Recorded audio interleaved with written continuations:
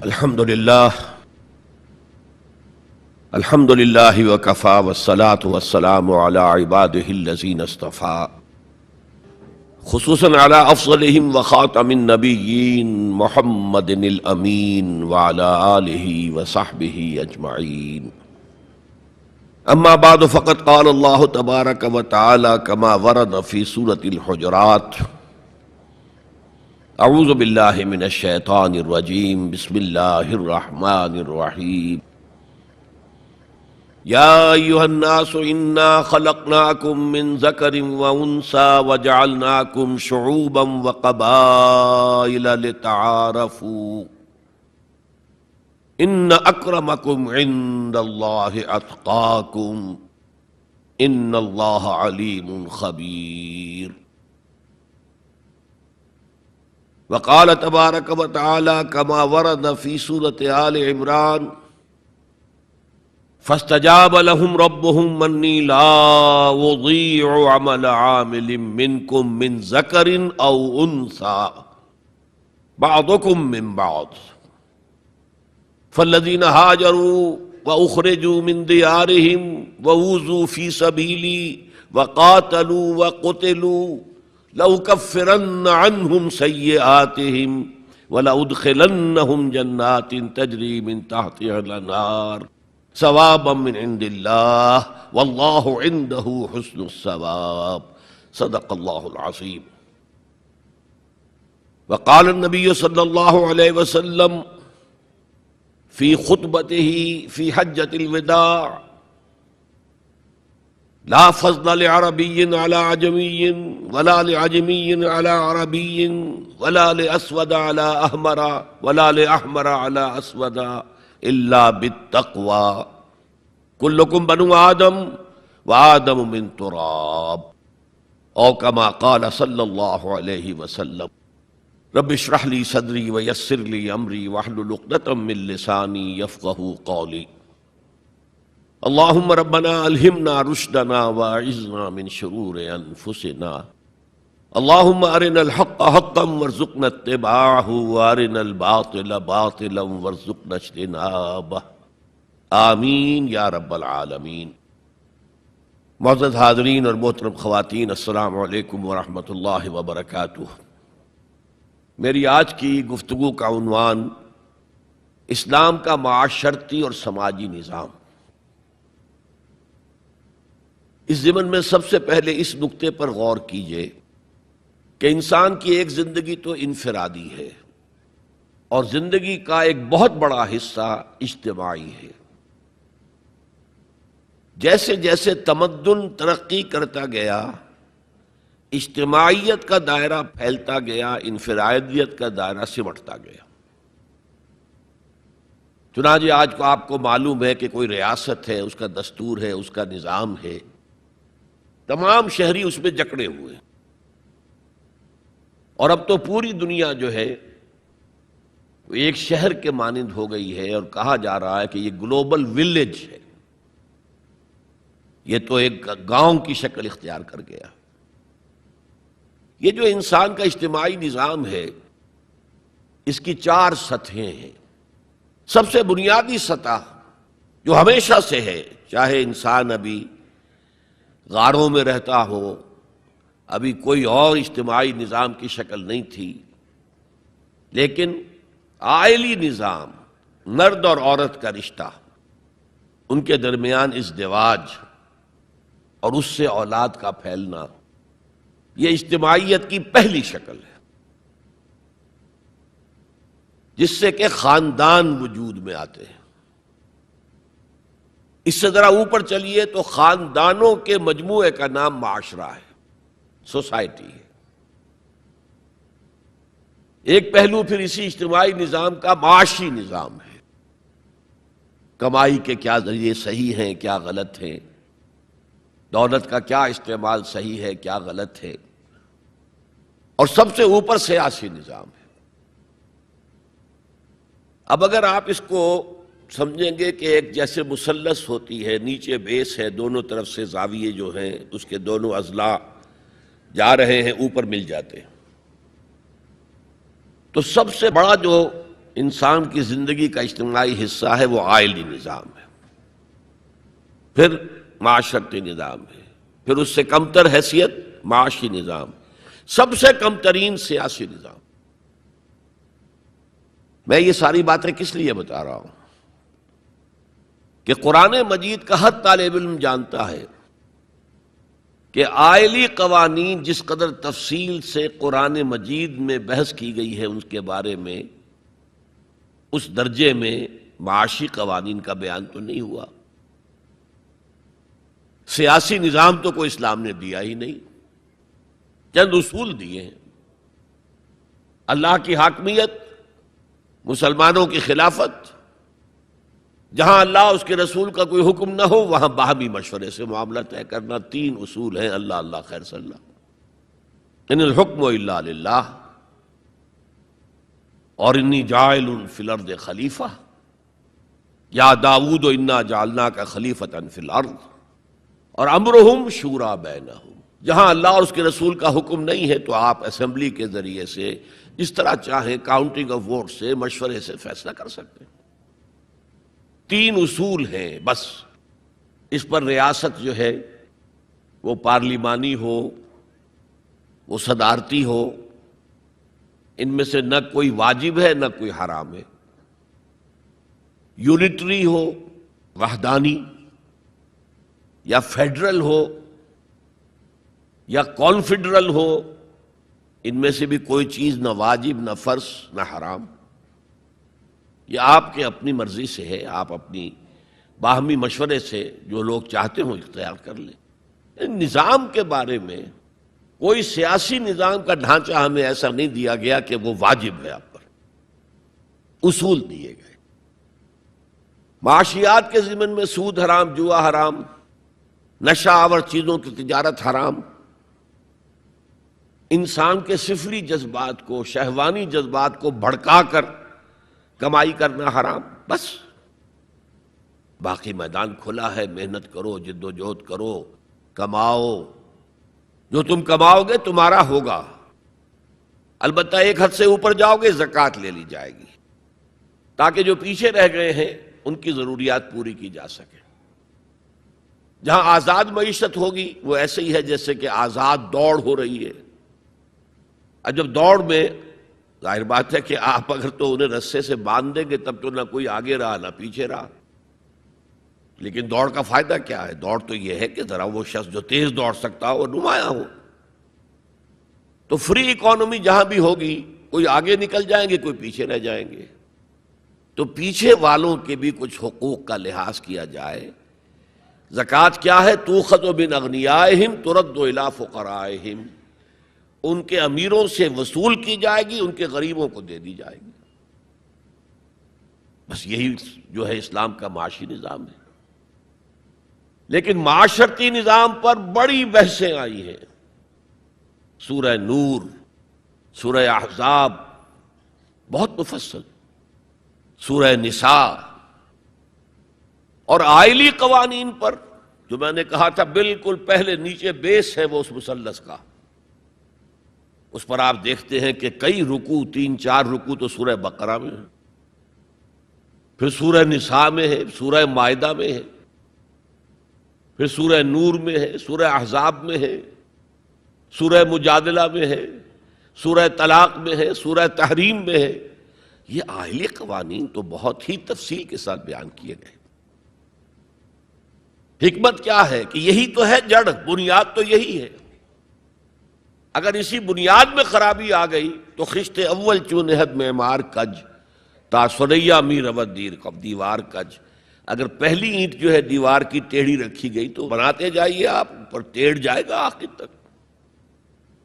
اس لیے آئلی نظام کو سب سے زیادہ تفصیل کے ساتھ قرآن مجید میں بیان کیا گیا۔ اب دوسرا نقطہ دیکھیے، اسلام کے معاشرتی نظام کا جو اصل الاصول ہے، پہلی بنیادی بات جو ہے وہ کیا ہے؟ تمام انسان مرتبے میں برابر ہیں، پیدائشی طور پر کوئی انسان افضل نہیں، کوئی ارذل نہیں، کوئی اونچا نہیں کوئی نیچا نہیں، پیدائشی طور پر اونچ نیچ ہوگی، وہ ہوگی ایکوائرڈ کریکٹرز کی وجہ سے، جو آپ نے حاصل کیا۔ آپ نے علم زیادہ حاصل کیا، آپ کی ایک عزت ہو جائے گی۔ آپ میں تقوی زیادہ ہے، خدا ترسی زیادہ ہے، آپ کی عزت کی جائے گی۔ آپ خادم خلق ہیں، آپ کی عزت کی جائے گی۔ لیکن یہ ساری چیزیں ایکوائرڈ ہیں، بعد میں انسان نے حاصل کی ہیں۔ پیدائشی طور پر کوئی انسان اونچا نہیں، کوئی انسان نیچا نہیں۔ یہ بڑا انقلابی پیغام ہے قرآن کا، اور یہ سمجھیے کہ پورے عالم انسانیت کے لیے، میں ابھی گواہی بھی آپ کے سامنے پیش کروں گا کہ عالم انسانیت میں پہلی مرتبہ یہ پیغام اسلام نے دیا۔ چنانچہ میں نے آیت آپ کو سنائی، یا ایھا الناس یا ایھا الذین آمنوا، نہیں، اے لوگو، انا خلقناکم، ہم نے ہی تم سب کو پیدا کیا، وجعلناکم شعوبا وقبائل، اور تمہیں قوموں میں اور قبیلوں میں تقسیم کر دیا۔ تمہاری رنگتیں مختلف ہیں، تمہارے ناک نقشے مختلف ہیں، تمہاری بولیاں مختلف ہیں۔ جعلناکم شعوبا وقبائل لتعارفوا، یہ صرف تعارف کے لیے ہے، یہ کوئی معیار نہیں ہے کہ یہ بلند ہے وہ کم ہے، فلاں نسل جو ہے اونچی ہے، فلاں نسل نیچی ہے، گورے جو ہیں اونچے ہیں اور کالے جو ہیں نیچے ہیں، یا مرد اونچے ہیں اور عورتیں نیچی ہیں۔ پیدائشی طور پر تمام انسان بالکل مساوی۔ اس اصول پر ہم نے بھی زیادہ غور نہیں کیا ہے۔ آپ جس معاشرے میں ہیں، یہاں پیدائشی طور پر برہمن اونچا ہے، شودر تو نیچا ہے۔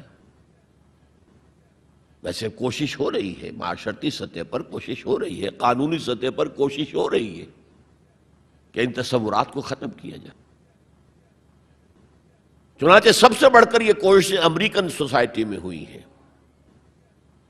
Any discrimination on the basis of the color of the skin is a crime۔ قانونی اور دستوری طور پر جتنا کچھ ہو سکتا تھا اس معاملے میں وہ امریکہ نے کیا ہے، لیکن آج بھی امریکہ میں کالے اور گورے کے درمیان دلی طور پر منافرت ہے۔ دلوں کو تو قانون نہیں بدل سکتا، قانون تو آپ کے ظاہر پر حکمرانی کر سکتا ہے، اور میں سمجھتا ہوں کہ یہ کریڈٹ دیا جانا چاہیے۔ انہوں نے غلامی کے خاتمے کے لیے جنگ لڑی، اور ان کے ہاں ڈسکریمنیشن بالکل ختم ہے، قانوناً بہت بڑا جرم ہے۔ پھر بھی حالات کیا ہیں؟ اگر کسی گوروں کی آبادی میں کوئی کالا افرو امریکن آ کر مکان خرید لیتا ہے تو اس آبادی میں جائیداد کی قیمت ایک دم گر جاتی ہے۔ اب وہ سارے گورے وہاں سے بیچ کے اپنے گھر باہر جا کے ٹاؤن شپس علیحدہ آباد کر لیتے ہیں، ان کے ساتھ رہنے کو تیار نہیں ہے۔ کون سا قانون روکے گا انہیں اس سے کہ آپ اپنا مکان نہیں بیچ سکتے، آپ کو یہیں رہنا پڑے گا؟ یہ تو کوئی بات نہ ہوئی۔ چنانچہ جو حضرات امریکہ آتے جاتے رہتے ہیں ان کے علم میں ہے کہ ہر بڑے شہر کا جو ڈاؤن ٹاؤن ہے وہ افرو امریکنز کے قبضے میں ہے۔ بالٹیمور میں چلے جائیے، واشنگٹن میں چلے جائیے، لاس اینجلس میں چلے جائیے، جہاں جائیں گے ڈاؤن ٹاؤن وہ افرو امریکنز کانوں کے قبضے میں ہے، اور سب لوگ باہر نکل کے انہوں نے اپنی بستیاں بسا لی ہیں گوروں نے۔ تو یہ صورتحال، اس میں قرآن مجید کہتا ہے کہ دیکھو لوگوں، تم میں کوئی بنیادی طور پر، پیدائشی طور پر، رنگت کی وجہ سے، نسل کی وجہ سے کوئی نہ افضل ہے نہ مفضول ہے، نہ کوئی اعلیٰ ہے نہ ادنا ہے، کلکم۔ اور اس پر میں نے جو پیش کی ہے گواہی مزید حضور کی حجۃ الوداع کے خطبے سے، لا فضل لعربی علی عجمی ولا لعجمی علی عربی ولا لاسود علی احمر ولا لاحمر علی اسود الا بالتقوی کلکم بنو آدم وآدم من تراب۔ کسی عرب کو کسی اجمی پر کوئی فضیلت حاصل نہیں، حالانکہ عربوں کی گھٹی میں پڑا ہوا تھا کہ ہم بہت افضل ہیں، نطق تو ہمارے پاس ہے، بات ہم کر سکتے ہیں، خطیب ہمارے ہیں، باقی دنیا تو عجمی ہے، گونگے ہیں یہ لوگ۔ عجم کے معنی کیا؟ گونگے ہیں۔ حضور نے کہا لا فضل لعربی علی عجمی ولا لعجمی علی عربی، عجمی کو بھی، کسی عجمی کو کسی عربی پر کوئی فضیلت نہیں، ولا لأحمر علی اسود، کسی سرخ روح کو، سفید اور سرخ رنگت والے کو کسی سیاہ فام کے اوپر کوئی فضیلت نہیں، نہ کسی سیاہ فام کو کسی گورے پر کوئی فضیلت ہے۔ میں نے شروع میں جب میں حدیث پڑھتا تھا تو میں حیران ہوتا تھا کہ کیا کوئی کالے بھی یہ سمجھتے ہیں کہ ہم گوروں سے افضل ہیں؟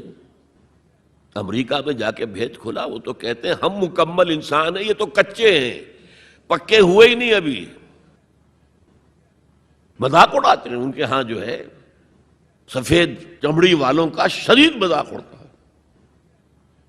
تو حضور نے تو کہا تھا 1400 برس پہلے لولا لفضل لاسود علی احمر ولا لاحمر علی اسود، کسی گورے کو کسی کالے پر، کسی کالے کو کسی گورے پر کوئی فضیلت نہیں۔ کلکم بنو آدم، تم سب کے سب آدم کی نسل ہو، وآدم من تراب، اور آدم مٹی سے بنے تھے علیہ الصلوۃ والسلام۔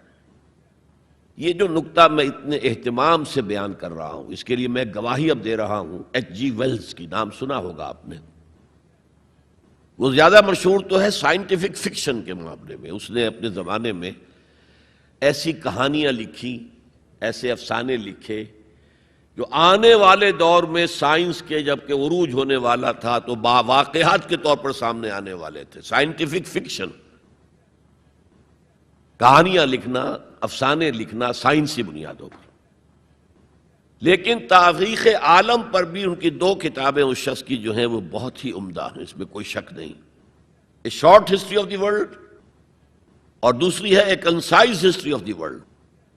Concise history of the world میں پہلے میں یہ بیان کر دوں کہ اس نے حضور پر بڑے کیچڑ اچھالا ہے۔ شاتم رسول جیسے آج رشدی ہے یا بنگالی جو ہے تسلیمہ نسرین ہے، یا ایک اور بھی اٹھ کر آ گئی ہے اب، جس طرح وہ کیچڑ اچھالتے ہیں، جس طرح وہ حملے کرتے ہیں، رقیق حملے کرتے ہیں، ایسے ہی ایچ جی ویلز نے بھی کیے ہیں۔ یہ میں کس لیے بتا رہا ہوں؟ تاکہ یہ بات جو ہے واضح ہو جائے کہ وہ عقیدت مند نہیں ہے، حضور کا دشمن ہے۔ اور عربی کی ایک کہاوت یہ ہے کہ الفضل ما شہدت بہ الاعداء، دوست اور عقیدت مند تو تعریف کریں گے، کیا کسی مسلمان کے لیے ممکن ہے کہ حضور کی تعریف نہ کرے؟ بلکہ وہ نعتیں پڑھتے ہوئے غلوف بھی کر جائیں گے، کہیں سے کہیں پہنچا دیں گے۔ ہاں اگر دشمن تعریف کرے تو وہ بات ہے کہ جو قابل غور ہے۔ میں نے اس لیے اسٹیبلش کیا دشمن ہے، دوست نہیں ہے، عقیدت مند نہیں ہے۔ لیکن جو چیپٹر اس کا ہے حضور کی زندگی پر، اس کے آخر میں آ کر خطبہ حجۃ الوداع کا یہ حوالہ اس نے دیا، لا فضل لعربی علی عجمی ولا لعجمی علی عربی ولا لاسود علی احمر ولا لاحمر علی اسود الا بالتقوی۔ اور اس کے بعد جو اس کا ری ایکشن ہے، اس پر جو تبصرہ تھا کہہ رہا ہوں، اس کی وجہ بتا دوں گا بعد میں۔ معلوم ہوتا ہے گھٹنے ٹیک کر کوئی شخص جو ہے اور سر جھکا کر خراج عقیدت پیش کر رہا ہے۔ ایگزیکٹ الفاظ یہ تھے اس کے، although the sermons of human equality, fraternity and freedom were said before also, and we find a lot of such sermons in Jesus of Nazareth, but it must be accepted that it was Muhammad sallallahu alayhi wasallam who for the first time in human history established a society based on these principles. کہ اگرچہ انسانی مساوات، اخوت اور حریت کے واعظ تو پہلے بھی بہت کہے گئے تھے، بہت کہے گئے تھے، بہت کہے گئے تھے، اب عیسائی ہونے کے باوجود کہتا ہے کہ مسیح ناصری، جیزس آف نازرت، حضرت عیسیٰ علیہ السلام کے ہاں بھی واعظ تو بہت ہیں، لیکن ان اصولوں پر کوئی معاشرہ وہ قائم نہیں کر سکے۔ تاریخ انسانی میں پہلی شخصیت محمد کی ہے صلی اللہ علیہ وسلم، جس نے کہ ان اصولوں پر معاشرہ بالفعل قائم کر کے دکھایا۔ اچھا، اب آئیے اس کی اہمیت پر۔ اہمیت یہ ہے کہ آج جیسا کہ میں نے کہا تھا کہ دنیا سکڑتی جا رہی ہے، فاصلے تو کوئی ہے ہی نہیں، اب کوئی معنی ہی نہیں۔ جیسے حدیث میں آیا تھا کہ دجال بات کرے گا ساری دنیا میں سنی جائے گی، آج کوئی دجال صاحب جو ہے واشنگٹن سے تقریر کرتے ہیں اور پوری دنیا میں سنی جاتی ہے۔ اب جو یہ دنیا چھوٹی ہو رہی ہے تو اس کا ایک منطقی تقاضا یہ ہے، یہ جو نیو ورلڈ آرڈر کی بات ہے یہ منطقی ہے۔ کوئی ایک عالمی ریاست ہونی چاہیے۔ اب یہ چھوٹی چھوٹی ریاستیں، نیشن سٹیٹس وغیرہ، یہ تو لڑتی بھڑتی رہیں گی، اس نے اس کے اوپر چڑھائی کر دی، اس نے اس پر چڑھائی کر دی۔ تو ایک کوئی عالمی ریاست، گلوبل سٹیٹ قائم ہونی چاہیے۔ لیکن اس کے لیے بنیاد کہاں سے لائیں؟ انسانوں کو جوڑیں کیسے؟ وہ تو نسل کی بنیاد پر جو ہے کٹے ہوئے ہیں، رنگت کی بنیاد پر ان کے دلوں کے درمیان جو ہے بعد ہے۔ انسانیت کو ایک کرنے والی یا ایک ڈوری میں پرونے والی شے کون سی ہے؟ کون سی ڈوری ہے؟ دیکھیے، انہی حالات کا تقاضا تھا لیگ آف نیشنز قائم ہوئی تھی، لیکن چونکہ سارے فاصلے جو ہے خارج میں کم ہوئے ہیں، دلوں کے فاصلے جو کہ تو برقرار ہے، ناکام ہو گئی، ختم ہو گئی۔ اقبال نے اس کی موت کی پیشن گوئی کی تھی، بیچاری کئی روز سے دم توڑ رہی ہے، ڈر ہے خبر بد نہ میرے منہ سے نکل جائے۔ تقدیر تو مبرم نظر آتی ہے لیکن پیران کلیسا کی دعا ہے کہ یہ ٹل جائے، کسی طرح لیگ آف نیشنز باقی رہ جائے۔ ختم ہو گئی، اب یونائٹڈ نیشنز ہے، بالفعل ختم ہو چکی ہے، سپر پاورز کے مفادات کے تحت۔ اور اب تو وہ سپر پاورز بھی دو نہیں رہی، سپریم پاور جو ہے وہ یونائٹڈ نیشنز کی اکثریت روکنا چاہے وہ نہیں رکتی۔ عراق پر حملے کے معاملے میں کون ساتھ تھا ان کے؟ بائی پاس کیا، دفع ہو جاؤ، ہمیں کوئی حیثیت زبریت نہیں تمہاری۔ تو یہ بھی دم توڑ رہی ہے، یونائٹڈ نیشنز کا وجود کیا رہ جائے گا؟ بیچاری کئی روز سے دم توڑ رہی ہے۔ یہ عراق پر حملے کے ساتھ جو ہے اس کا دم جو ہے عالم نزاع شروع ہو چکا ہے۔ ڈر ہے خبر بد نہ میرے منہ سے نکل جائے، تقدیر تو مبرم نظر آتی ہے، تو اٹل نظر آتا ہے کہ یہ فیل ہو جائے گا، ادارہ ختم ہو جائے گا۔ پیران کلیسا کی دعا ہے کہ یہ ٹل جائے، وہاں دعائیں ہو رہی ہیں کہ ابھی یہ برقرار رہے۔ اس پس منظر میں قرآن دو بنیادیں دیتا ہے کہ جو تمام انسانوں کو جوڑنے والی ہیں۔ ایک وحدت الہ، وحدت خالق، تم سب کا خالق ایک ہی ہے، اللہ۔ اب ایوولوشن کی تھیوری ماننے والے کیسے مانیں گے کہ کوئی ایک اللہ ہے، کوئی ایک خالق ہے؟ تو نہیں مان سکتے۔ نمبر دو، تم سب ایک ہی جوڑے کی اولاد ہو۔ یا ایھا الناس انا خلقناکم، اے تمام انسانوں ہم نے تم سب کو پیدا کیا۔ وحدت خالق، وحدت الہ، اس پر سب جڑ جائیں گے آپس میں، ہندی ہو، چینی ہو، پاکستانی ہو، ایرانی ہو، امریکی ہو، کالے ہو، گورے ہو، پیلے ہو، سب اللہ کی مخلوق۔ اگر دل میں اللہ پر یقین ہے تو یہ پھر سارے جو فرق ہیں ایویپوریٹ ہو جائیں گے۔ ایک کالے حبشی کو جس کے گھنگریالے بال تھے، ہونٹ موٹے موٹے تھے، شین ادا نہیں کر سکتا تھا، اشہدو نہیں کہہ سکتا تھا، اشہدو کہتا تھا، بلال۔ اور حضرت عمر فاروق جو اسلام سے پہلے بڑے نیشنلسٹ تھے، اپنی قرشیت پر فخر، اپنے خاندان پر فخر، اور وہ عمر فاروق جبکہ وہ خلیفہ تھے حضرت بلال کا نام نہیں لیتے تھے سیدنا کے بغیر، سیدنا بلال، سیدنا بلال، سیدنا بلال۔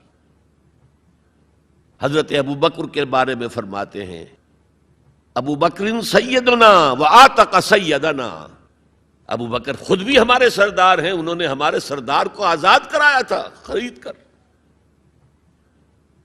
تو یہ فرق تو جب تک کہ آپ اللہ پر ایمان نہ رکھتے ہوں تو کوئی بنیاد ہی نہیں ہے. ہمارے ان کے درمیان کیا بنیاد ہے؟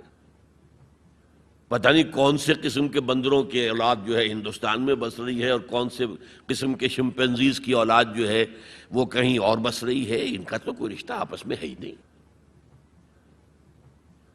پھر یہ کہ وحدت آدم و حوا، انا خلقناکم، نمبر 1 من ذکر و انثی، ایک مرد اور ایک عورت سے پیدا کیا. تو ایک تو اخوت دینی ہے، اخوت اسلامی ہے، وہ تو بڑی اونچی بات ہے. اخوت انسانی، تمام انسان. اب آپ فرمائیے حضرت حوا کے رحم پر جا کر تمام انسان ایک نہیں ہو جائیں گے؟ والدہ کے رحم کے اعتبار سے بہن بھائی جو ہیں وہ بھائی بھائی اور بہنیں ہیں. دادی کے اس پر جائیے تو وہ ایک بڑا کنبہ وجود میں آ جائے گا. چچا تائے کی ساری اولاد اس میں مل جائے گی، اور اسی طریقے سے خالاؤں کی اور پھپھیوں کی اولاد شامل ہو جائے گی. اس سے آگے جائیے، اس سے آگے جائیے، سب جا کر آدم اور حوا پر جمع ہو جائے گی. تو آج جو زمانے کا تقاضا ہے کہ یہ فاصلے کم ہو، نوع انسانی جمع ہو، ایک وحدت ہو جائے، وہ تقاضا صرف اسلام کی بنیاد پر طے ہو سکتا ہے، پورا ہو سکتا ہے. کسی اور کے پاس اس کے لیے کوئی بنیاد نہیں. اچھا، اس میں ایک ذرا ضمنی بات کہنا چاہتا ہوں. میں نے کہا تھا نا کہ کسی کالے کو گورے پر نہیں، کوئی گورے کو کالے پر فضیلت نہیں. ساتھ ہی کہا تھا مرد کو عورت پر کوئی فضیلت نہیں. مرد اونچا اور عورت نیچی نہیں ہے. شرف انسانیت کو دونوں ایکولی شیئر کرتے ہیں، وہ بھی ہیومن بینگ، وہ بھی ہیومن بینگ. چنانچہ قرآن مجید کے 2 مقامات آپ کو، ایک میں نے تلاوت کیا تھا جس کا نشان میں نے رکھا ہوا آپ کو سناؤں. سورہ آل عمران کے آخر میں ایک لمبی دعا آئی ہے، ربنا اننا سمعنا منادیا ینادی للایمان ان آمنوا بربکم فآمنا. اے رب ہمارے، ہم نے ایک پکارنے والے کی پکار کو سنا کہ وہ ایمان کی صدا لگا رہا ہے، ایمان کی ندا لگا رہا ہے صلی اللہ علیہ وسلم کہ اپنے رب پر ایمان لاؤ. تو ہم ایمان لے آئے. ربنا فاغفر لنا ذنوبنا وکفر عنا سیئاتنا. تو پروردگار ہمارے گناہ بخش دے اور ہم سے ہماری برائیوں کو دور کر دے. وتوفنا مع الابرار، اور اپنے نیک و کار بندوں کے ساتھ ہمارا خاتمہ کیجو. ربنا وآتنا ما وعدتنا علی رسولک، اور پروردگار ہمیں وہ سب کچھ دیجو جس کا وعدہ تو نے اپنے رسولوں کے ذریعے کیا ہے. آپ نے فرمایا جنت اور یہ نعمتیں ہوں گی، ہمیں وہ سب کچھ دیجو. انک لا تخلف المیعاد، تو اپنے وعدے سے ہٹنے والا نہیں ہے. ہمیں یہ اندیشہ نہیں ہے.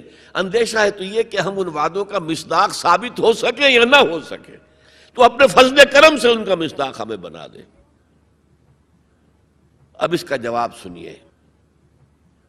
فاستجاب لهم ربهم انی لا اضیع عمل عامل منکم. ان کے رب نے ان کی دعا کو قبول کیا اور فرمایا میں تم میں سے کسی عمل کرنے والے کے کسی عمل کو ضائع کرنے والا نہیں ہوں. من ذکر او انثی، خواہ وہ مرد ہو خواہ عورت. بعضکم من بعض، تم ایک دوسرے ہی میں سے ہو نا. ایک ہی باپ کے نطفے سے بیٹا بھی ہے بیٹی بھی ہے. ایک ہی ماں کے رحم میں پرورش پائی ہے بیٹے نے بھی بیٹی نے. تو اونچ نیچ کہاں سے آ جائے گی؟ کدھر سے آ جائے گی؟ بعضکم من بعض، ایک دوسرے میں سے ہو. فالذین ہاجروا، تو وہ لوگ جنہوں نے ہجرت کی. تو ہجرت صرف مردوں تو نہیں کی، عورتوں نے بھی کی. وَأُخْرِجُوا مِن دِيَارِهِمْ، جو اپنے گھروں سے نکالے گئے ان میں مرد بھی تھے عورتیں بھی تھیں. وَأُوذُوا فِي سَبِيلِي، اور جنہیں میری راہ میں ایذا پہنچائی گئی ان میں مرد بھی تھے عورتیں بھی تھیں. پہلے شہید ہونے والے 2 میاں بیوی، ایک جوڑا، حضرت یاسر رضی اللہ تعالی عنہ اور حضرت سمیہ ان کی اہلیہ رضی اللہ تعالی عنہ. شدید ترین ٹارچر کیا ابو جہل نے اور پھر شہید کر دیا. وقاتلوا وقتلوا، پھر انہوں نے قتال بھی کیا، اللہ کی راہ میں جنگ بھی کی اور قتل بھی ہوئے. تو ان تمام کاموں کے اندر مرد اور عورت شریک رہے. قتال سے میں نے عرض کیا تھا کہ فرضیت اس کی جو ہے وہ خواتین پر نہیں ہے. اس کے باوجود خواتین نے حصہ لیا. جاتی تھی مرہم پٹی ان کے ذمے، آخر جنگ میں زخمی ہوں گے، آئیں گے، کوئی مرد اس میں لگیں گے تو ورکنگ جو ہماری طاقت ہے وہ کم ہوگی. پھر یہ کہ آخر خوراک کا بندوبست تو کرنا ہے، کھانے کا جو ہے راشن کا وہ کرتے تھے. تو یہ سب کے سب برابر کے شریک ہیں. سنیے دوبارہ الفاظ، فاستجاب لهم ربهم انی لا اضیع عمل عامل منکم من ذکر او انثى بعضکم من بعض فالذین ہاجروا واخرجوا من دیارهم واوذوا فی سبیلی وقاتلوا وقتلوا لأکفرن عنہم سیئاتہم، میں لازماً دور کر دوں گا ان سے ان کی برائیوں کو. وَلَأُدْخِلَنَّهُمْ جَنَّاتٍ تَجْرِي مِن تَحْتِهَا الْأَنْهَارُ، اور انہیں لازماً داخل کروں گا ان باغات میں کہ جن کے دامن میں ندیاں بہتی ہوں گی. ثوابا من عند اللہ، یہ بدلہ ہوگا اللہ کے پاس سے. واللہ عنده حسن الثواب، اور یقیناً بہترین بدلہ تو اللہ ہی کے پاس ہے. مساوات مرد و زن کے اس نظریے کو سمجھ لیجئے. دوسرا نظریہ میں بتاؤں گا جو آج دنیا مغرب سے لے رہی ہے، وہ سراسر گمراہی ہے، سراسر گمراہی ہے، سراسر گمراہی. لیکن نیکیوں کے میدان کھولے ہوئے ہیں مردوں کے لیے، عورتوں کے لیے. جو مرد کمائے گا نیکی وہ اس کے لیے ہے، جو عورت نیکی کمائے گی وہ اس کے لیے ہے. انڈیویجویلٹی ہے، فریڈم ہے، فریڈم آف ول ہے، مساوی ہے. اور اسی لیے میں نے یہ جو آیت ہے دیکھیے، اس میں 10 اوصاف میں مردوں عورتوں کو برابر برابر. عام طور پر قرآن کا اسلوب یہ نہیں ہے، اسے عربی میں کہتے ہیں برسبیل تغلیب. ایک مجمع ہے، مرد بھی ہیں عورتیں بھی ہیں، تو مذکر میں خطاب ہوگا، مؤنث کے صیغے سے خطاب نہیں ہوگا. وہ تابع ہیں، ساتھ ہی آ جائیں گے. لیکن یہ آیت دیکھیے کتنی طویل ہے. ان المسلمین والمسلمات، یقیناً فرما بردار مرد اور فرما بردار عورتیں. والمومنین والمومنات، اور صاحب ایمان مرد اور صاحب ایمان عورتیں. والقانتین والقانتات، اور فروتنی اختیار کرنے والے مرد اور فروختنی اختیار کرنے والی عورتیں. والصادقین والصادقات، اور سچ بولنے والے مرد اور سچ بولنے والی عورتیں. والصابرین والصابرات، اور صبر کرنے والے مرد اور صبر کرنے والی عورتیں. والخاشعین والخاشعات، اللہ کے سامنے جھکنے والے مرد اور جھکنے والی عورتیں. والمتصدقین والمتصدقات، صدقہ دینے والے مرد اور صدقہ دینے والی عورتیں. والصائمین والصائمات، اور روزہ رکھنے والے مرد اور روزہ رکھنے والی عورتیں. والحافظین فروجہم والحافظات، اور اپنی شرمگاہوں کی حفاظت کرنے والے مرد اور اپنی شرمگاہوں کی حفاظت کرنے والی عورتیں. والذاکرین اللہ کثیرا والذاکرات، اور کثرت سے اللہ کا ذکر کرنے والے مرد اور کثرت سے اللہ کا ذکر کرنے والی عورتیں. اعد اللہ لہم مغفرۃ واجرا عظیما، اللہ تعالیٰ نے ان سب کے لیے تیار کیا ہوا ہے. اعد اللہ لہم مغفرۃ، ایک تو مغفرت انہیں ملے گی اور اجر عظیم ملے گا. یہ ہے وہ تصور مساوات مرد و زن، کوئی اونچا نہیں کوئی نیچا نہیں. البتہ اب میں اگلے قدم پر آ رہا ہوں. ابھی تک تو افراد کی بات ہو رہی ہے، اب وہ ایک مرد اور ایک عورت شادی کرتے ہیں. یہاں آپ کو سمجھ لینا چاہیے اب وہ برابر نہیں رہے. اس لیے کہ گھر بنانا ہے، خاندان کی بنا ڈالنی ہے، ایک ادارہ ہے، انسٹیٹیوشن آف فیملی ہے، اور کسی انسٹیٹیوشن کے 2 برابر کا اختیار رکھنے والے سربراہ نہیں ہو سکتے. آئی جی 1 ہوگا، ڈی آئی جی 4 ہوں، 5 ہوں، 6 ہوں. کوئی فرم ہے، مینیجنگ ڈائریکٹر 1 ہوگا، آپ 100 ڈائریکٹر رکھ لیں. مینیجنگ ڈائریکٹر 2 نہیں ہو سکتے، کوئی کاروبار چل ہی نہیں سکتا. تو گھر کا ادارہ تو برباد ہو جائے گا اگر آپ نے برابر کر دیا دونوں کے اختیارات کو. آج اس کا مزہ چکھ رہا ہے یورپ اور ویسٹ اور امریکہ. خاندانی نظام ٹوٹ گیا. آج وہ شادی کرتے ہی نہیں، مرد شادی نہیں کرتے. کیوں کریں؟ قانون آپ نے یہ بنا دیا ہے کہ آپ نے آج شادی کی اور 1 مہینے کے بعد آپ اپنی بیوی کو طلاق دیں تو اپنی پوری دولت کا نصف دینا پڑے گا اسے. وہ کہتے ہیں ہم نہیں کرتے یہ. لیکن عورت کی تو ضرورت ہے نا، مرد کی ضرورت عورت ہے، لیکن عورت کی ضرورت بھی تو ہے مرد. مرد کہتا ہے آؤ میرے ساتھ رہو، کھاؤ پیو، میں شادی نہیں کروں گا.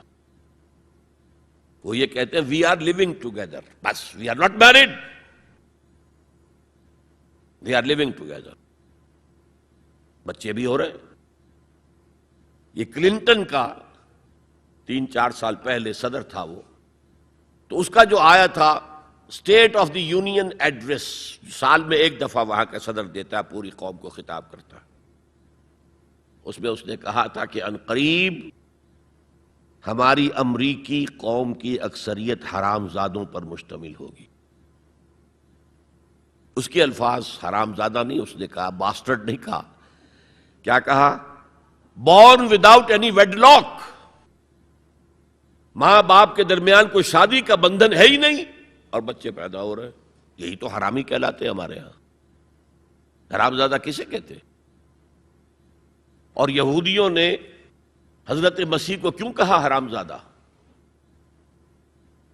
ان کا کہنا یہ ہے، جھوٹ ہے، بکواس ہے، لیکن کہنا یہ ہے کہ حضرت مریم سلام علیہا کا رشتہ تو ہو گیا تھا، نجار یوسف نجار ایک بڑھئی تھا، اس سے رشتہ ہو گیا تھا، لیکن ابھی وداعی نہیں ہوئی تھی کہ انہوں نے تعلق زن و شوق قائم کر لیا، تو یہ تو حرام کام ہوا، زنا ہوا، تو ولد الزنا ہے. بہرحال خاندان کا ادارہ تلپٹ ہو کر رہ گیا ہے. بنیادی طور پر اس کے لیے آئلی قوانین جو قرآن نے دیے، اور میں آپ کو یاد دلاتا ہوں، پتہ نہیں آپ کو یاد ہے کہ نہیں، جب شاہ بانو کیس کا معاملہ یہاں چلا تھا، اور میرے ساتھی جو لاہور سے بھی آئے ہوئے ہیں انہیں، اور میرے لوگ جو میری تقریریں سنتے ہیں، میں نے بارہا کہا کہ میں مسلمانان بھارت کو سلام کرتا ہوں. انہوں نے اپنی آئلی قوانین میں آج تک کوئی دخل اندازی نہیں ہونے دی، جبکہ ہمارا حال یہ ہے کہ 1962 میں ایک ڈکٹیٹر، خود ساختہ فیلڈ مارشل، اس نے آئلی قوانین کا آرڈیننس نافذ کیا، جس کو سب نے کہا، شیعہ، سنی، دیوبندی، بریلوی، اہل حدیث، جماعت اسلامی، سب نے کہا یہ غلط ہے اسلام کی روح سے، لیکن کوئی تحریک نہیں چلائی. جان تو کیا دینی تھی، کسی کے نکسیر تک نہیں پھوٹی. وہ آرڈیننس سے قانون بن گیا، اور ضیاء الحق صاحب 11 سال تک اسلام اسلام اسلام اسلام پکارتے چلے گئے، اس آرڈیننس کو ہاتھ نہیں لگایا. قوانین جو کے تو رہے، یہاں تک کہ انہوں نے فیڈرل شریعت کورٹ قائم کی، اور کچھ حسن کا ظن میرے بارے میں ہو گیا تھا، مجھے اپنی شورا کا رکن بنایا. پہلے انہوں نے وزارت پیش کی تھی مرکزی، میں نے کہا نہیں جناب، میں ایک تو اس کا اہل نہیں ہوں، کبھی ان میدانوں میں گیا ہی نہیں، حکومت کے کوریڈورز میں میرا آنا جانا نہیں ہے، میں اس کا اہل نہیں ہوں. ثانیاً اصل حکومت فوج کی ہے، آپ نے ہمیں کرنے کچھ نہیں دینا، اور الزام ہم پر آئے گا. یہ ناکام ہوگا، اس لیے کہ اس سے پہلے کی ایک منسٹری تھی جس میں جماعت اسلامی اور جمعیت علماء اسلام کے وزراء تھے، اور ان دونوں کو داغدار کر کے اس نے نکال باہر کیا تھا، یہ کوئی کام نہیں کر سکے. بھائی کام تم کرنے دو تو کرے. تم تو کہتے ہو میری کانسٹیچوئنسی تو فوج ہے، یہ تو فوج کو راضی رکھنا ہے. بہرحال میں نے ان سے کہا تھا یہ ہے 2 جولائی سن 82 کی بات. میں نے کہا آپ اپنے ماتھے پر کلنک کا ٹیکا لیے پھر رہے ہیں، اور مجھے خیال بھی آیا کہ میں نے یہ کیا کیا، یہ تو میں نے تو محاورہ استعمال کیا تھا. ان کی پیشانی پر محراب تھا، میں نے سوچا یہ ناراض ہو نہیں ہوا. وہ اس معاملے میں بہت ٹھنڈے آدمی تھے، بہت متحمل مزاج. کہلے کیوں کہہ رہے ہیں آپ یہ؟ میں نے کہا دیکھیے آپ نے فیڈرل شریعت کورٹ بنائی، اس میں اپنے ہینڈ پکڈ علماء رکھے. تقی عثمانی کس کا چوائس ہے؟ آپ کا. پیر کرم شاہ کس کا چوائس ہے؟ آپ کا. ملک غلام علی کس کا چوائس ہے؟ آپ کا. اور اس کوٹ کے بھی ہاتھ باندھ دیے. ویسے تو یہ 2 بیڑیاں پہنائی تھی اور 2 ہتھکڑیاں، لیکن میں اس وقت اپنی گفتگو کے حوالے سے صرف ایک کا ذکر کر رہا. آئلی قوانین پر بھی آپ کوئی بات نہیں کر سکتے. میں نے کہا یہ کیا؟ یہ تو انگریز نے نہیں چھیڑے تھے ہمارے، اور بھارت کا مسلمان آج تک اس کی حفاظت کر رہا ہے. میں نے کہا دیکھیے یہ غلام احمد پرویز نے بنوائے تھے جو منکر حدیث تھا، اور اس کا اثر تھا چونکہ وہ گورنمنٹ آف پاکستان میں ڈپٹی سیکریٹری تھا کسی مرکزی محکمے میں. وہ اس کے زیر اثر جو ہے ایوب خان نے وہ قوانین بنائے. اور میں نے کہا ضیاء الحق سے کہ وہ بھی زندہ ہے، ابھی زندہ تھے وہ عدالت میں آئے ثابت کر دیں کہ کتاب و سنت کے خلاف کوئی چیز اس میں نہیں ہے. میں خوش، میرا خدا خوش. میں یہ تو نہیں کہتا کہ جو میں کہوں وہ آپ کریں، لیکن آپ نے عدالت کے ہاتھ کیوں بند کیے؟ کہنے لگے کہ پھر ان خواتین کو کون مطمئن کرے گا؟ میں نے کہا اگر آپ کا سوچ کا انداز یہی ہے تو یہ میرا استعفیٰ حاضر ہے، میں آپ کی شورا میں نہیں بیٹھ سکتا. استعفیٰ دے کر آگے. میں جو حوالے سے بات کر رہا تھا وہ یہ کہ جب یہاں وہ ایجیٹیشن ہوا ہے، اور میں دلی میں تھا اور میں نے انگریزی اخبار میں فوٹو دیکھا تھا کہ جس قدر عظیم ایک جلسہ بمبئی میں ہوا تھا. کیپشن یہ تھا اخبار میں، اے میمتھ گیدرنگ آف بامبے مسلمز، میمتھ. اور اس میں ظاہر بات ہے ایجیٹیشن کے اندر جانیں بھی دینی پڑی، سب کچھ ہوا. پھر حکومت نے گھٹنے ٹیک دیے کہ نہیں؟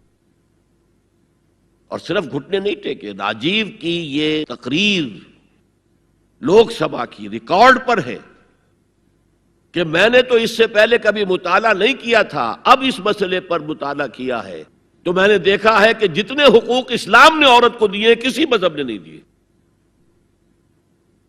یہ بات ہے جو اسے ماننی پڑی. لیکن برابر آپ کر دیں گے تو خاندان کا ادارہ ختم ہو جائے گا. اسی لیے فرمایا گیا الرجال قوامون علی النساء فالصالحات قانتات حافظات للغیب بما حفظ اللہ. مرد حاکم ہیں عورتوں پر. نیک بیویاں وہ ہیں جو اپنے شوہروں کی اطاعت کرتی ہیں.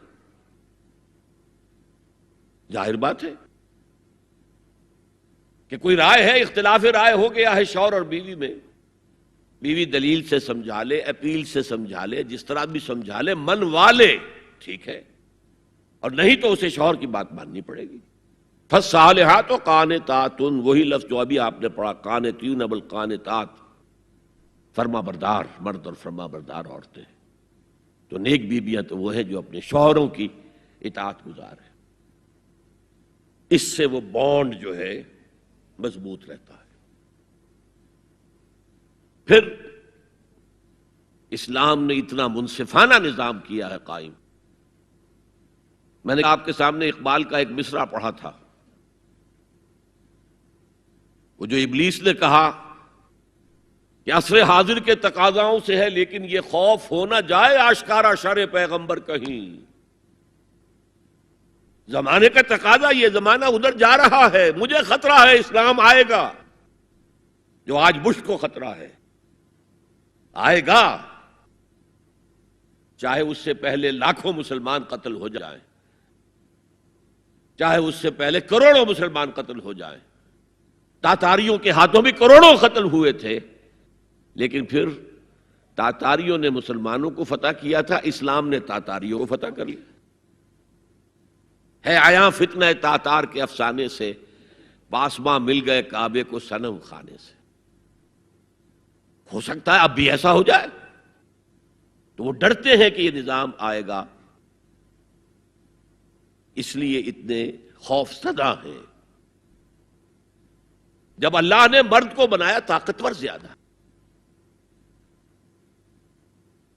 اور عورت کا حسن یہ ہے کہ وہ نازک ہو. وہ کبھی کوئی حمیدہ پہلوان ہوتی تھی بھارت میں ایک، اس نے جو کہا تھا کہ میں اس سے شادی کروں گی جو مجھے پچھاڑ لے. میں کون پچھاڑے گا اس کو، خود ہی پچھڑ جائیں گے وہ. تو عورت کا حسن تو نزاکت میں ہے، لہذا بھاری بوجھ اس پر نہیں ڈالے. ملک کا ڈیفنس مردوں کا ذمہ داری ہے، نان نفقے کی فراہمی مردوں کی ذمہ داری، عورت کی نہیں ہے. عورت کا کام ہے گھر میں رہے، شوہر کے لیے اچھا ماحول پیدا کرے. اب اگر دن بھر 8 گھنٹے عورت بھی کام کر کے آئی ہے، کسی باس نے بھی جھڑک دیا ہوگا، کچھ اور ہوگا، تھکی تھکائی اور طبیعت تقدر لے کر آئی ہے، مرد کا بھی یہی حشر ہے، گھر میں جائیں گے تو کیا ہوگا؟ لڑیں گے. لیکن گھر میں رہی ہو عورت، پھر بچے آ جاتے ہیں، 1 بجے آ گئے، ماں باپ دونوں آئیں گے شام کو 6 بجے 7 بجے 8 بجے. بڑے بڑے شہروں میں تو وہاں پر 2 گھنٹے تو لگتے ہیں گھر پہنچنے میں. یہ بچے کیا کریں گے؟ کس قسم کے تجربات کریں گے؟ کہ سارا بیڑا غرق ہو رہا ہے. عورت کے ذمہ نہیں ہے کام کرنا. کہتے ہیں مجبوری ہے، آپ اپنے سٹینڈرڈ آف لیونگ کو بڑھاتے جائیے بڑھاتے جائیے بڑھاتے جائیے، دونوں کی سر توڑ محنت کے باوجود آپ کا جو ہے تقاضا پورا نہیں ہوگا، اور اسی کو سکیڑ لیجئے. کمانا شوہر کا کام ہے، بیوی کا نہیں. اس کو اقبال نے کہا ہے کہ اسلام کا معاشرتی نظام 2 حصوں پر مشتمل ہے. حافظ ناموس زن، ایک تو عورت کی عصمت و عفت کی حفاظت. مرد آزماں، مرد کے اوپر چیلنج ہے، بھاری بوجھ تمہیں اٹھانے ہیں. مرد آزماں مرد آفرین، بھاری کام سارے مردوں کے لیے ہیں. عورت گھر میں رہے. اور آج بھی امریکہ میں جو سٹے ایٹ مومز کہلاتی ہیں، وہ مائیں جو گھروں میں رہتی ہیں، ان کا بہت بڑا ان کا مقام ہوتا ہے، ان کے بچوں کی تربیت جو ہو سکتی ہے. اور سب سے زیادہ مظلوم وہاں پر عورت ہے. مجھے بتایا جاتا ہے کہ جب سردی برف پڑ رہی ہوتی ہے تب بھی سب سے پہلے سڑکوں پر آپ کو عورتیں نظر آئے گی. مرد 1 گھنٹے بعد گھر سے نکلے گا، کیونکہ اس عورت نے کہیں اپنے بچے کو کسی بیبی سیٹر کے پاس، چلڈرن کیئر کے پاس بھیجے گی، پہنچائے گی، پھر اپنے آفس جائے گی. شام کو آفس سے نکلے گی، وہاں سے بچے کو لگی، پھر گھر آئے گی. مظلوم ترین عورت ہے وہاں پر. دونوں بوجھ ڈال دیے اس پر، حمل بھی وہ اٹھائے، ولادت کی سختی بھی سہے، اور معاش کا بوجھ بھی ڈالو اس پر. واقعہ یہ ہے کہ آج کی عورت انتہائی مظلوم عورت ہے. ایک تو اسے کھلونا بنا لیا ہے. عجیب حیرت ہوتی ہے مغربی تہذیب کو کیا ہوا ہے. عورت ننگی، مرد پورا لباس پہنے ہوئے ہے،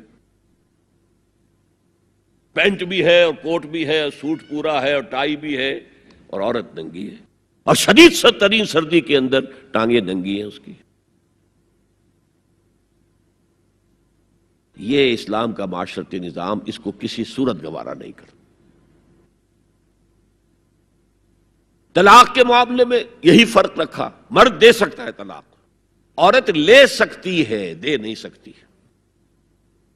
لے گی تو خلا کہلائے گی، یا عدالت میں جا کر ثابت کرے، یا یہ کہ کوئی ایلڈرز آف دی فیملی ہوں وہ درمیان میں آئے اور عورت کہے کہ میرا اس کے ساتھ نباہ نہیں ہو سکتا.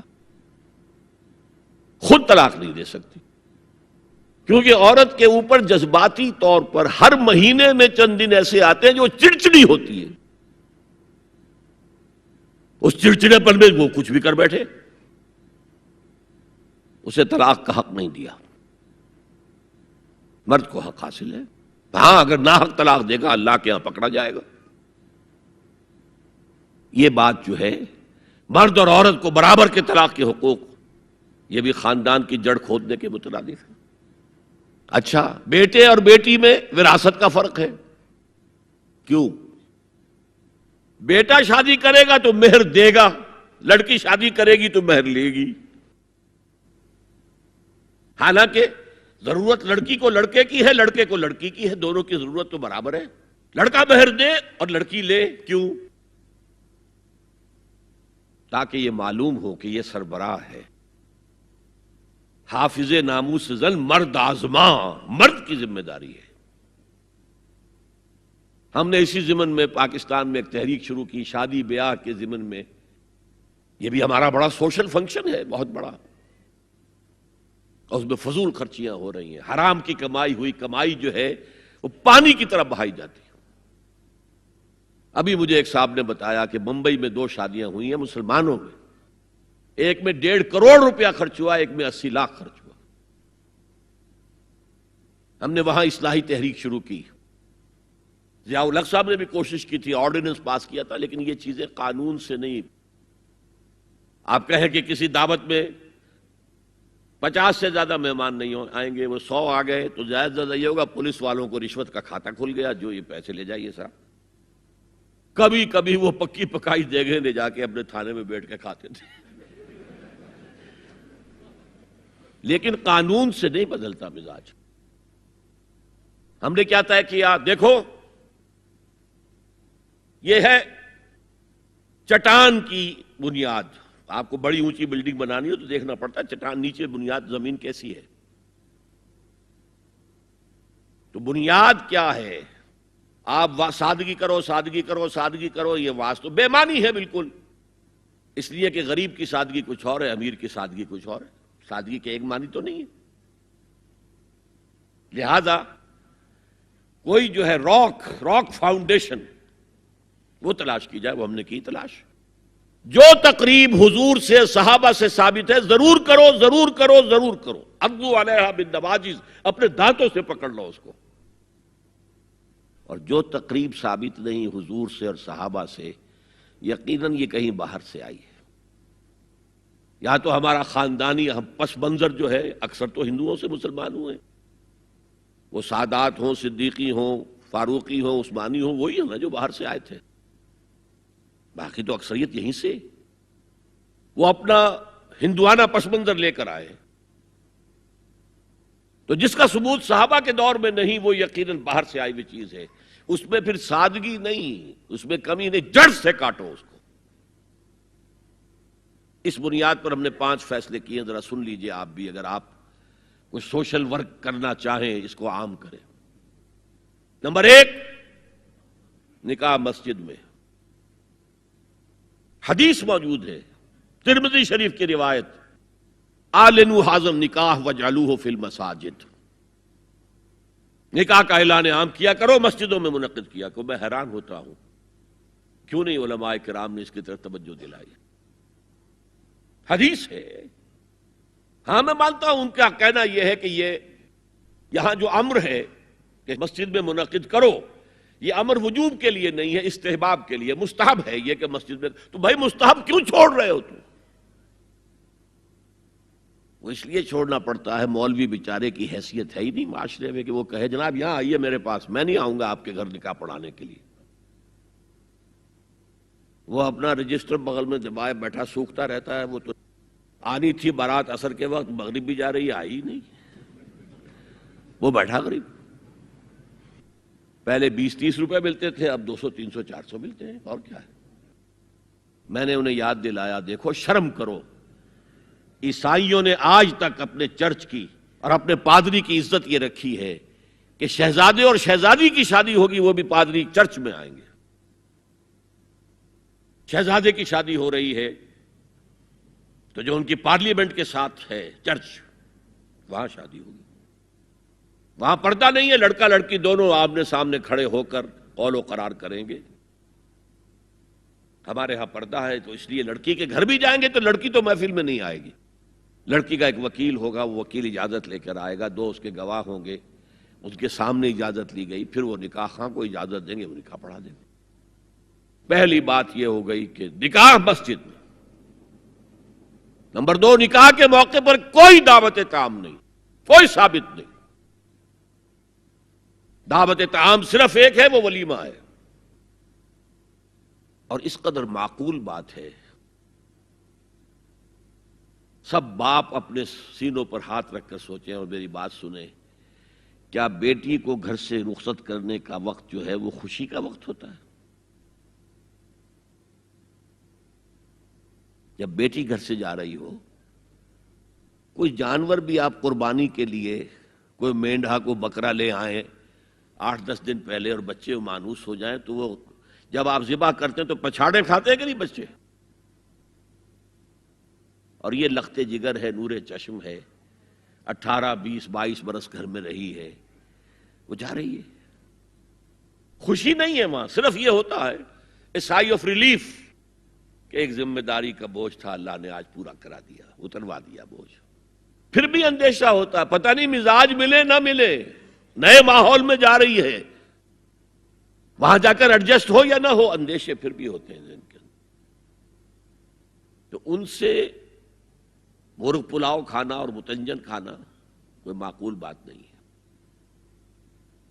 معقول بات کیا ہے؟ لڑکا، اس کا گھر آباد ہوا ہے، وہ ولیمہ کرے، اس پر باقاعدہ احادیث اولبو ولو بشاتن، ولیمہ ضرور کرو چاہے ایک ہی بکری ہو تمہارے پاس، ذبح کرو، کاٹو، کھلاؤ گوشت اپنے دوستوں کو، احباب کو. یہاں تک کہا کہ بیسا طعام الولیمہ، برا کھانا ہے ولیمے کا کہ اس میں غریبوں کو نہیں بلایا جاتا. ظاہر بات ہے مسلی کھلانے کے لیے تو ولیمہ نہیں ہوتا، اپنے احباب کو، دوستوں کو بلایا جاتا ہے. پھر بھی میں تم سے کہتا ہوں کہ جسے ولیمے کے لیے بلایا جائے وہ اگر نہیں جائے گا تو اللہ اور اس کے رسول کے حکم کی نافرمانی کرے. تو جس رسول نے اتنی تفصیل سے حکم دیا ہو ایک دعوت کا، وہ دوسری دعوت میں بھی خیر ہوتا میں بیان کرتا. جب نکاح مسجد میں اور کوئی دعوت طعام نہیں تو بارات کا تصور خلاص. بارات کس بلا کا نام ہے؟ قرآن میں تو کوئی ذکر ہی نہیں، عربی میں یہ لفظ ہی نہیں. اجتماعی طرفین مسجد میں ہوا، نکاح ہوا. لڑکی کو، حضرت فاطمہ کو رضی اللہ تعالی عنہا، کچھ خواتین جا کر چھوڑ آئی تھی اس حجرے میں جو ایک انصاری صحابی نے حضرت علی کو دیا تھا. ان کا تو کوئی گھر بھی نہیں تھا. کوئی حضرت علی آئے ہوں اور آ کر وداع کرا کے لے کے گئے ہوں، کچھ بھی نہیں.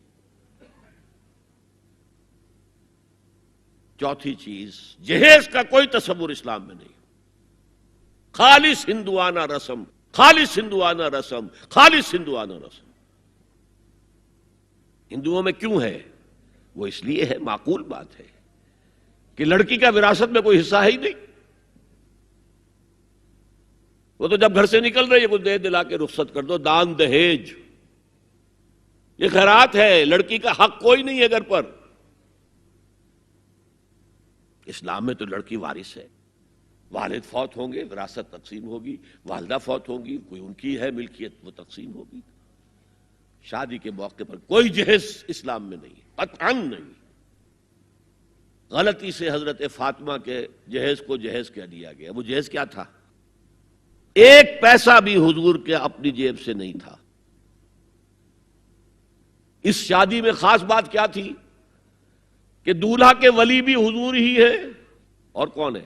علی کا کون تھا مدینے میں؟ اور دلہن کے والد بھی حضور ہیں. اب حضور پوچھتے ہیں حضرت علی سے تمہارے پاس مہر دینے کے لیے کچھ ہے؟ عرض کیا میرے پاس تو کچھ نہیں. وہ فقراء صحابہ میں سے تھے. فرمایا مہر تو دینا ہے، تمہارے پاس ایک زرہ ہوتی تھی. جی ہاں زرہ تو ہے. انہوں نے یہ سمجھا زرہ تو جہاد کے لیے ہے، کوئی وہ دولت تو نہیں ہے. فرمایا جاؤ اسے بیچو یا گروی رکھ کے قرض لے کر آؤ. وہ گئے، حضرت عثمان نے خرید لی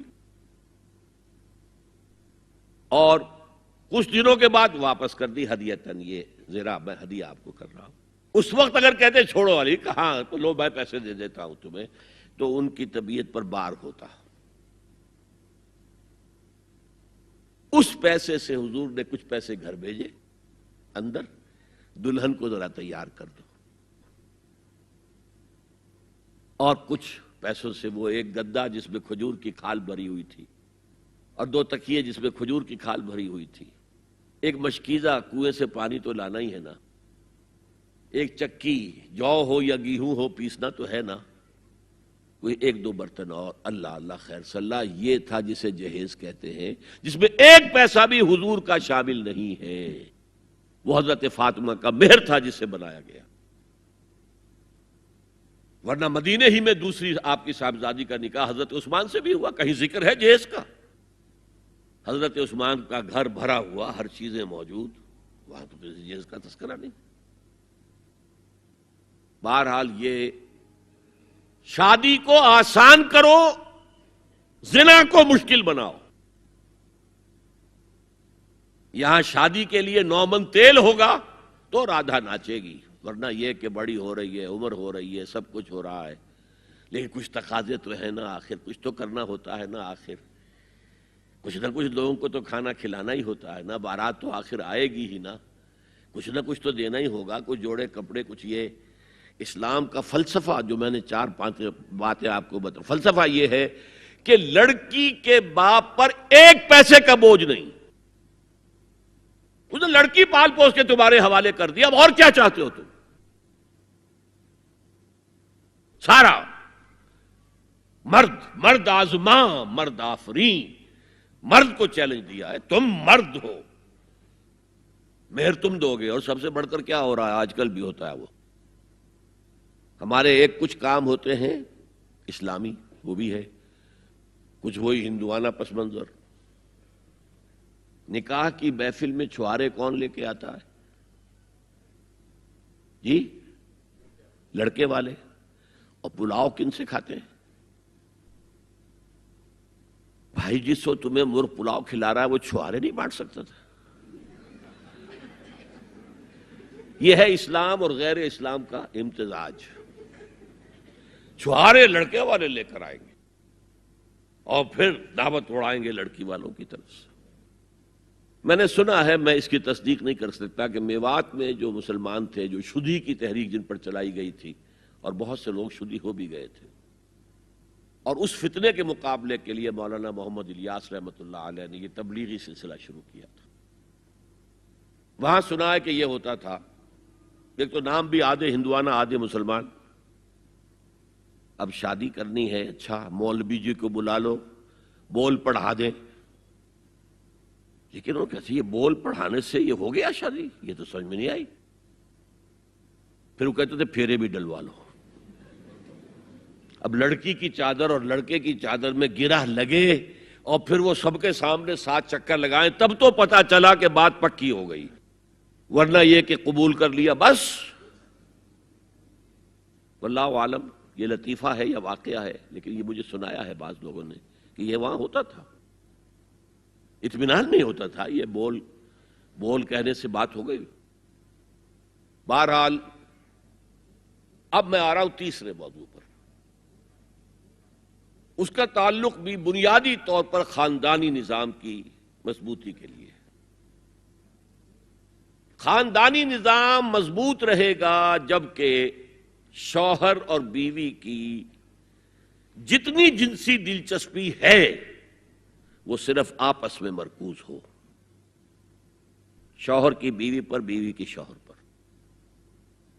ادھر ادھر نگاہیں جائیں گی.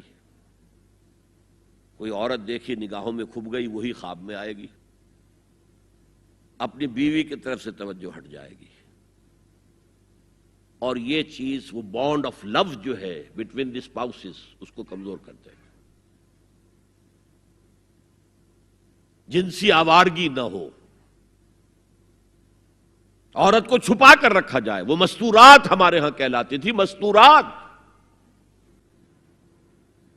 پردے کا جو احکام ہے اس جنسی بے راہ روی کو روکنے کے لیے، حسن کہتے ہیں عربی زبان میں قلعے کو. اور جو عورت ان تمام پردوں میں ہے، پردے کہہ رہا ہوں میں، ایک نہیں، اس کو محسنہ کہتے ہیں کہ وہ قلعے کے اندر ہے.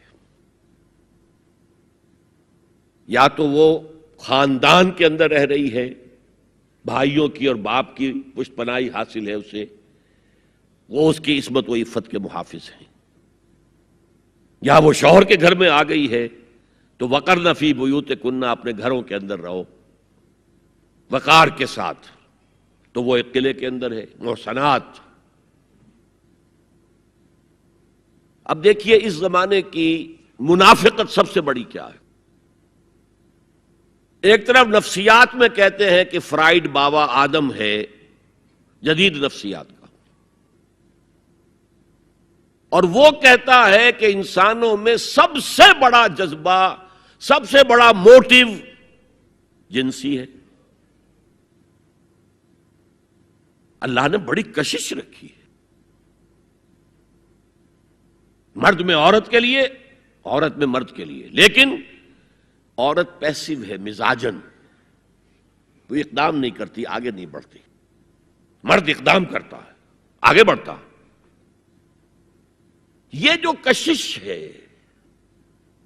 اس کے نتیجے میں مرد اور عورت کے درمیان بے حجابی گویا کہ آگ پر تیل ڈالنا ہے، آگ بھڑکے گی۔ اسلام نے اس کو روکا ہے، پورا نظام اس کا معاشرتی، ایک بہت بڑا پردہ پورے معاشرے میں ہے، بہت بڑا پردہ، جیسے یہ چھوٹا سا پردہ آپ کو نظر آ رہا ہے نا، ادھر عورتیں ادھر مرد ہیں۔ اسلامی معاشرہ سیگریگیٹڈ ہے، مخلوط معاشرہ نہیں ہے۔ عورتوں کا اپنا دائرہ کار ہے، مردوں کا اپنا ہے۔ کما کر لانا مرد کا کام ہے، عورت کا کام نہیں ہے۔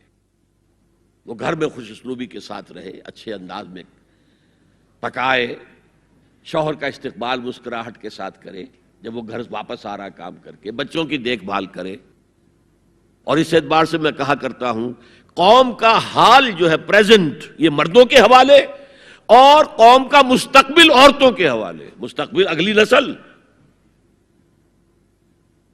اس کی صحیح تربیت ہوگی، ماں کے دودھ کے ساتھ اس کے اندر اسلام اور ایمان کے جذبات جائیں گے۔ آج تو وہ دودھ پلانا بھی ختم ہوا، بوتل کا دودھ، ڈبے کا دودھ،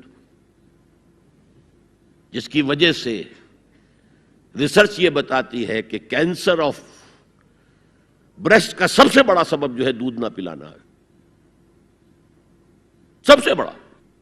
اس لیے کہ اللہ تعالیٰ نے ہر عضو کا ایک فنکشن رکھا ہے، آپ فنکشن روک دیں گے اس میں خرابی آئے گی۔ آپ آنکھوں پر 1 سال تک پٹی باندھے رکھیے، آپ کی بینائی زائل ہو جائے گی۔ کیا کرنا پھر اب اس کا؟ آپ یہاں پر پلاسٹر چڑھا دیجئے، 1 سال تک جوڑ آپ کا جام ہو جائے گا، اب نہیں، آپ کھول دیجئے پلاسٹر، وہ ہلے گا نہیں۔ تو اس اعتبار سے وہ جو اقبال کہتا ہے، مادراں را اسوہ کامل بطول، حضرت فاطمہ زہرا، ماؤں کے لیے کامل اسوہ حضرت فاطمہ رضی اللہ تعالیٰ عنہ۔ آسیہ گرداں و لب قرآن سرا، وہ چکی پیستی تھی اور زبان سے قرآن پڑھتی جاتی تھی۔ اور میں نے اپنے بچپن میں ایسی خواتین کو دیکھا ہے جو چکی پیس رہی ہیں، قرآن پڑھ رہی ہیں، اور چھاتی سے بچہ چمٹا ہوا دودھ پی رہا ہے۔ وہ جو دودھ اس بچے کے حلق میں جا رہا ہے، پیٹ میں جا رہا ہے، اس کی کیا تاثیر ہوگی؟ بطول باش و پنہا شو ازی عصر کہ در آغوش شبیر بگیری، اے مسلمان عورت بطول بن جا، زہرا بن جا، اور اس عصر سے پنہا ہو جا، چھپ جا، علیحدہ ہو جا، تاکہ تیرے آغوش میں حسین جیسا بچہ پیدا ہو۔ یہ پہلا ہے حجاب، سیگریگیشن آف سیکسز۔ میں نے ضیاء الحق صاحب سے کہا تھا، کیونکہ ان کی شورا میں شمولیت کی میں نے جو ہے دعوت قبول کر لی تھی، مشورہ دینا ہے۔ میں اپنے مسجد کے ممبر سے بھی مشورے بھی دیتا ہوں، تنقیدیں بھی کرتا ہوں۔ تو جیسے انگریزی کا محاورہ right from the horse's mouth, تو right into the horse's ears کچھ کہا جا سکے تو اچھی بات ہے۔ میں نے ان سے کہا، آپ نے پی آئی اے کو ڈرائی کر دیا، شراب بند کر دی، اچھا کام کیا، بہت عمدہ کیا۔ دنیا تو یہی کہے گی نا کہ دقیانوسی ہیں، چلیے برداشت کریں۔ لیکن یہ ایئر ہوسٹسز جو جاتی ہیں کرو کے ساتھ اور 2 ہفتے باہر رہتی ہیں، یہ کون سے اسلام کی روح سے جائز ہے؟ عورت محرم کے بغیر حج کو نہیں جا سکتی، محرم کے بغیر عمرے کے لیے نہیں جا سکتی، اور یہ قانون تھا پاکستان میں۔ نے کہا آپ عورت کو نہیں جانے دیتے حج کے لیے، حالانکہ وہ ادھیڑ عمر کی ہوتی ہیں، عموماً بوڑھی ہوتی ہیں۔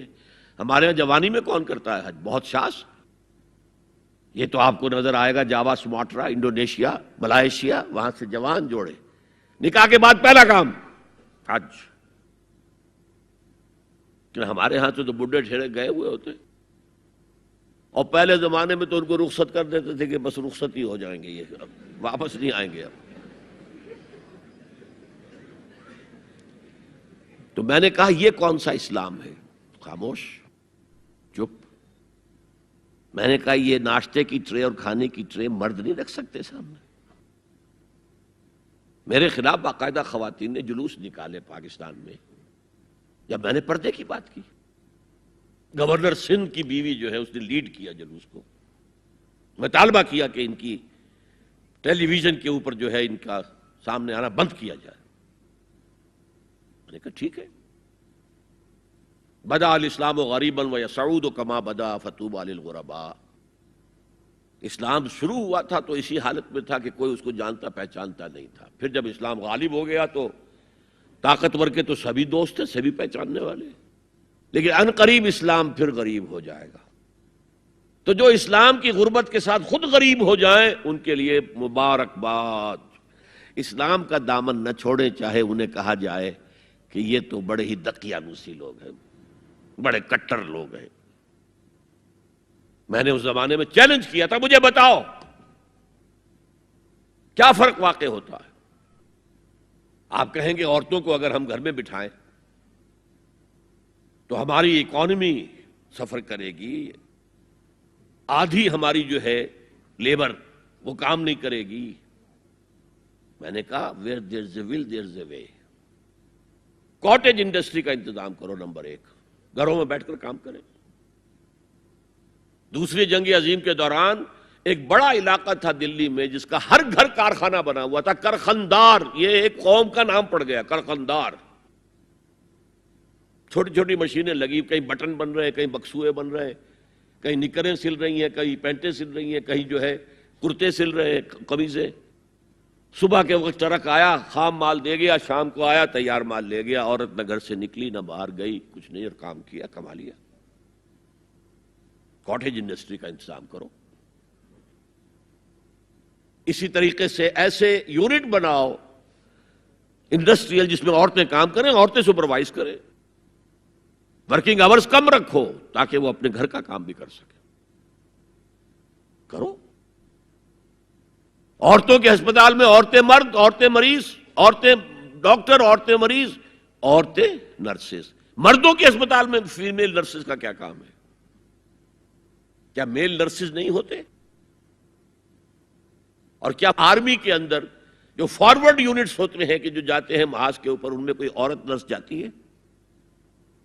میل نرسز جاتے ہیں. حالانکہ سب سے زیادہ نرسنگ کی ضرورت وہاں ہوتی ہے. کسی کا بازو اڑ گیا ہے، کسی کی ٹانگ اڑ گئی ہے، کسی کے پیٹ میں آ کر کسی بم کا ٹکڑا جو ہے لگایا، تڑیاں باہر نکلی ہوئی ہیں، تو نرسنگ سب سے زیادہ وہاں ضروری ہے. وہاں تو فیمیل نرسز نہیں ہوتی، میل ہوتے. Segregation, segregation, segregation.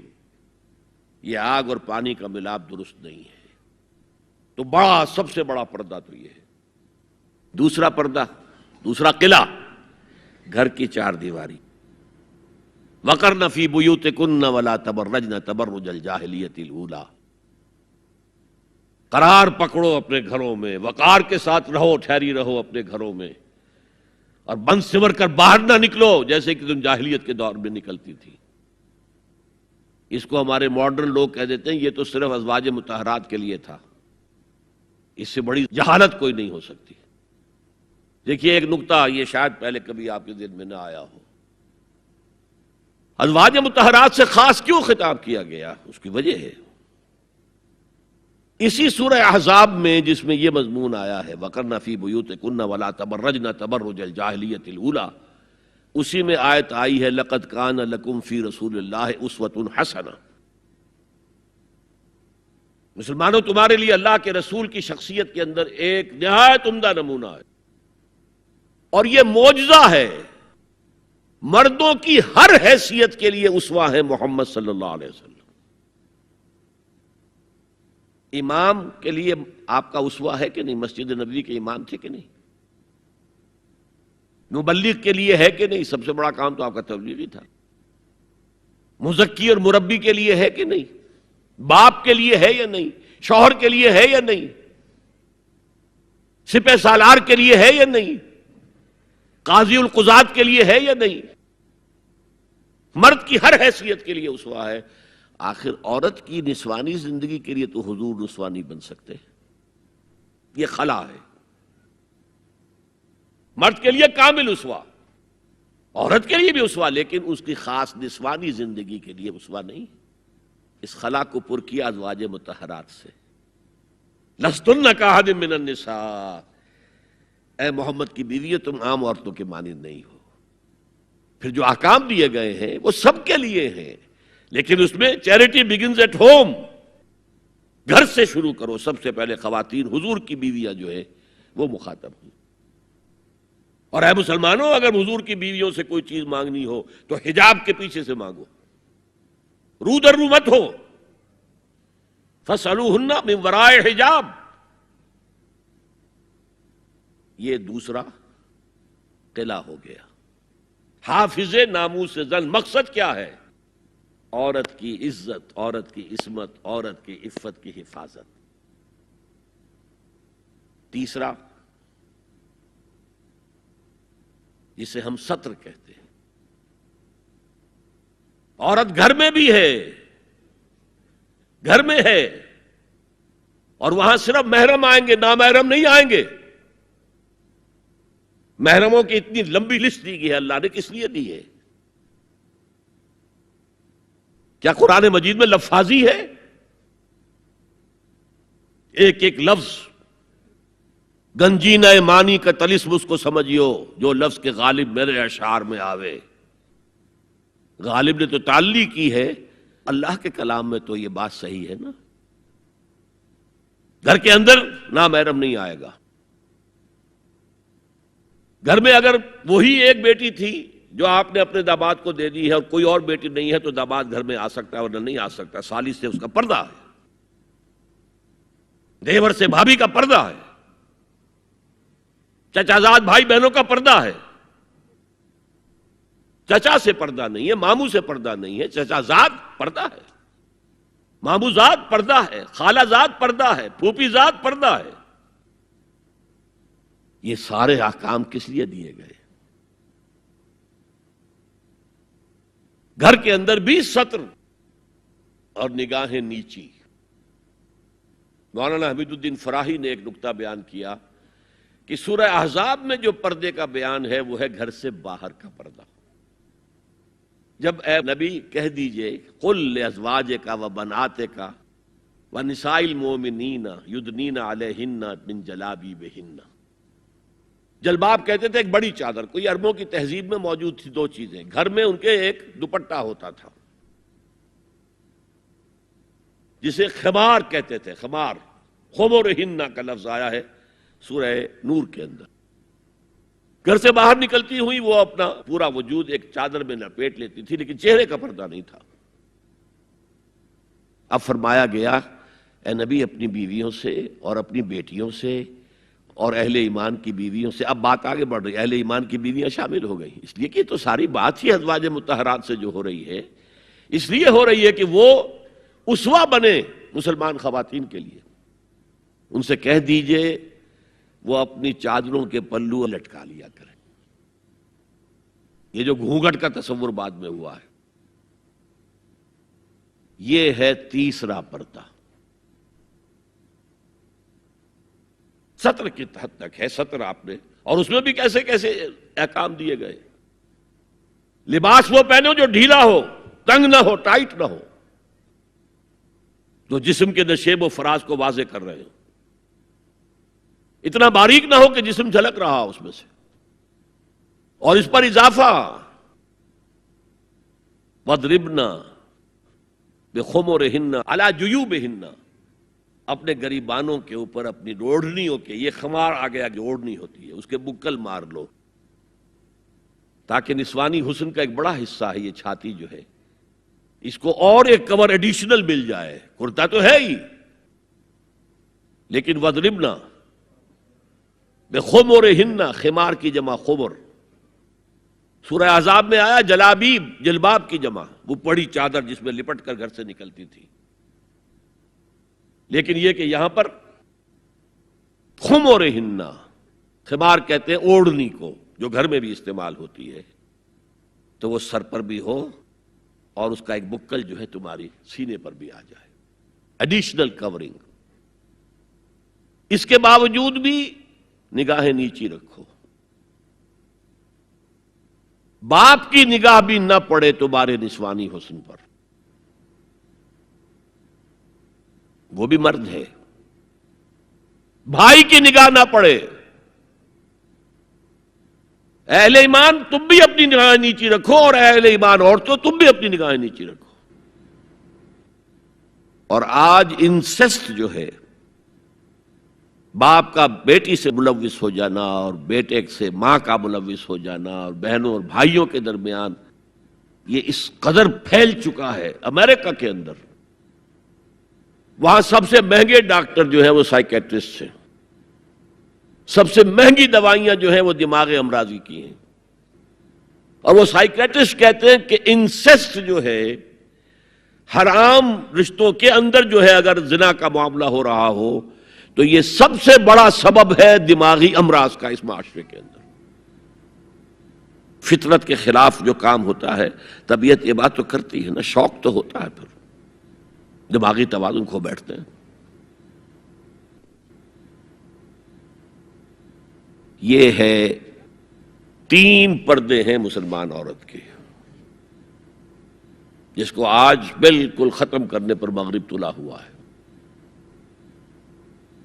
اس لیے کہ کسی بلی کی دم کٹ جائے تو وہ چاہے گی کہ سب کی کٹ جائے. ان کا بیڑا غرق ہو چکا ہے، ان کی تہذیب ختم ہو چکی ہے. تہذیب نہیں ہے آج ان کے پاس، خاندانی نظام ختم ہو چکا ہے. بوڑھے والدین کو لے جا کے اولڈ ہاؤسز کے اندر پھینک دیا، اور وہ سال بھر ترستے رہتے ہیں، کوئی نہ بیٹا آتا ہے نہ بیٹی آتی ملنے. بس ٹھیک ہے نا، ہم نے فریج دے رکھا ہے، سب کچھ سامان وہاں پہ ہوتا ہے، ٹیلی ویژن دے رکھا ہے، اپنا وقت گزاریں. اپنے بیٹوں بیٹیوں کو دیکھنا نصیب نہیں ہے. اب تو یہاں تک نوبت آئی ہے کہ پہلے کم سے کم یہ ہوتا تھا کہ کرسمس پر یقینی ہو جاتا تھا کہ بیٹا بیٹی ملنے آئیں گے، اب وہ بھی نہیں ہے. خاندانی نظام کیسے قوی ہوگا؟ لڑکا ایک خاص عمر کا ہوا، جاؤ اب نکلو گھر سے، اب جاؤ اپنی کمائی کرو اور کھاؤ، ہم سے معاملہ ختم ہے. لڑکی جاؤ، تو ظاہر بات ہے کہ لڑکا لڑکی بھی پھر وہی کریں گے، بعد میں اٹھا کر پھینکیں گے آپ کو. گھر میں نہیں رکھ سکتے، ہماری آزادی میں مخل ہوتے ہیں. تو معاشرتی نظام، میں نے آپ سے عرض کیا، پہلا اصول کیا تھا؟ تمام انسان مساوی. اور اس پر گواہی میں نے کس کی دی؟ شاتم رسول ایچ جی ویلز کی. اس میں ایک وضاحت رہ گئی تھی، جو تازہ ایڈیشن اب مارکیٹ میں ہے اس میں سے یہ پیسج نکال دیا گیا ہے جو میں نے آپ کو سنایا.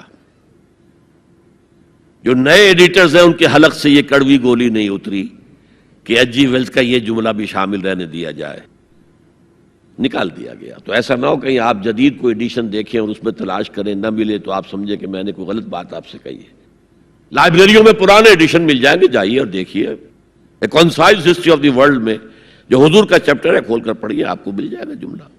Although the sermons of human equality, fraternity and freedom were said before also, and we find a lot of such sermons in Jesus of Nazareth, but it must be accepted that it was Muhammad sallallahu alaihi wasallam who for the first time in human history established a society based on these principles. اور یہ مساوات انسانی مرد اور عورت کے درمیان بھی ہے. فرق انتظامی ہے، سو نوٹ کر لیجیے. ایک دفتر میں ایک افسر ہے، ایک کلرک ہے، ایک چپراسی ہے، بحیثیت انسان برابر ہے. اس انتظامی سٹرکچر میں تو برابر نہیں ہے. آفیسرز کے اختیارات کیا ہیں، چپراسی کے کیا ہیں، کلرک کے کیا ہیں. حالانکہ ایز سٹیزنز آف اسٹیٹ برابر ہے، ایک ووٹ اس کا، ایک ووٹ اس کا ہے.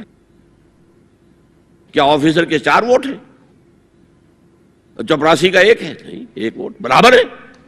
As citizen of the state they are equal.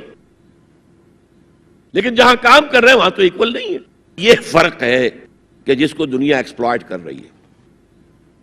حالانکہ اس سے زیادہ لاجیکل بات اور کوئی نہیں ہو سکتی. ایک خاندان کا ایک سربراہ کسی انسٹیٹیوشن کا ایک ہی سربراہ ہوگا. وزیر 10 رکھ لے، پرائم منسٹر تو 2 نہیں ہو سکتے، پرائم منسٹر ایک ہوگا. نائب صدر 10 رکھ لے، صدر تو ایک ہی ہوگا. انتظامی ہے، یہ نہیں ہے کہ عورت گھٹیا ہے، نہیں، مرد اور عورت مساوی ہے. آج میں آپ کو بتاتا ہوں کہ کتنی بڑی سازش اس وقت اس نظام کے خلاف ہو رہی ہے. دجالی فتنہ جو ہے، دجال اکبر جب آئے گا، ابھی میں اس کی بات نہیں کر رہا ہوں، ایک علیحدہ ایشو ہو جائے گا. دجالی فتنہ آ چکا ہے. جیسے حضور نے ایک مرتبہ رمضان مبارک کی آمد سے قبل شعبان کے آخری دن خطبہ دیا. خطبہ کیا تھا؟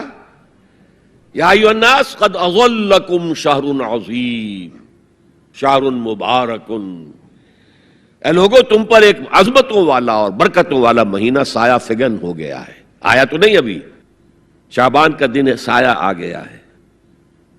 یہ انگریزی کے محاورے سے بات سمجھ میں آئے گی. Coming events cast their shadows before. اسی طرح وہ شخص دجال تو ابھی نہیں آیا، دجالیت پوری آ چکی ہے. اور میں اس کا ذکر کر چکا ہوں لاہور میں ایک تقریر میں. 3 لحاف، جیسے ملیریا کا جب حملہ ہوتا تھا، اب تو بہت کم ہو گیا ملیریا، تو جو سردی چڑھتی تھی، کپ کپی ہوتی تھی، ایک رضائی ڈال دیجئے، دوسری ڈال دیجئے، تیسری ڈال دیجئے، تو 3 رضائیاں یا 3 لحاف گلوب کے گرد لپٹ گئے. دجالیت کے 3 شیڈز.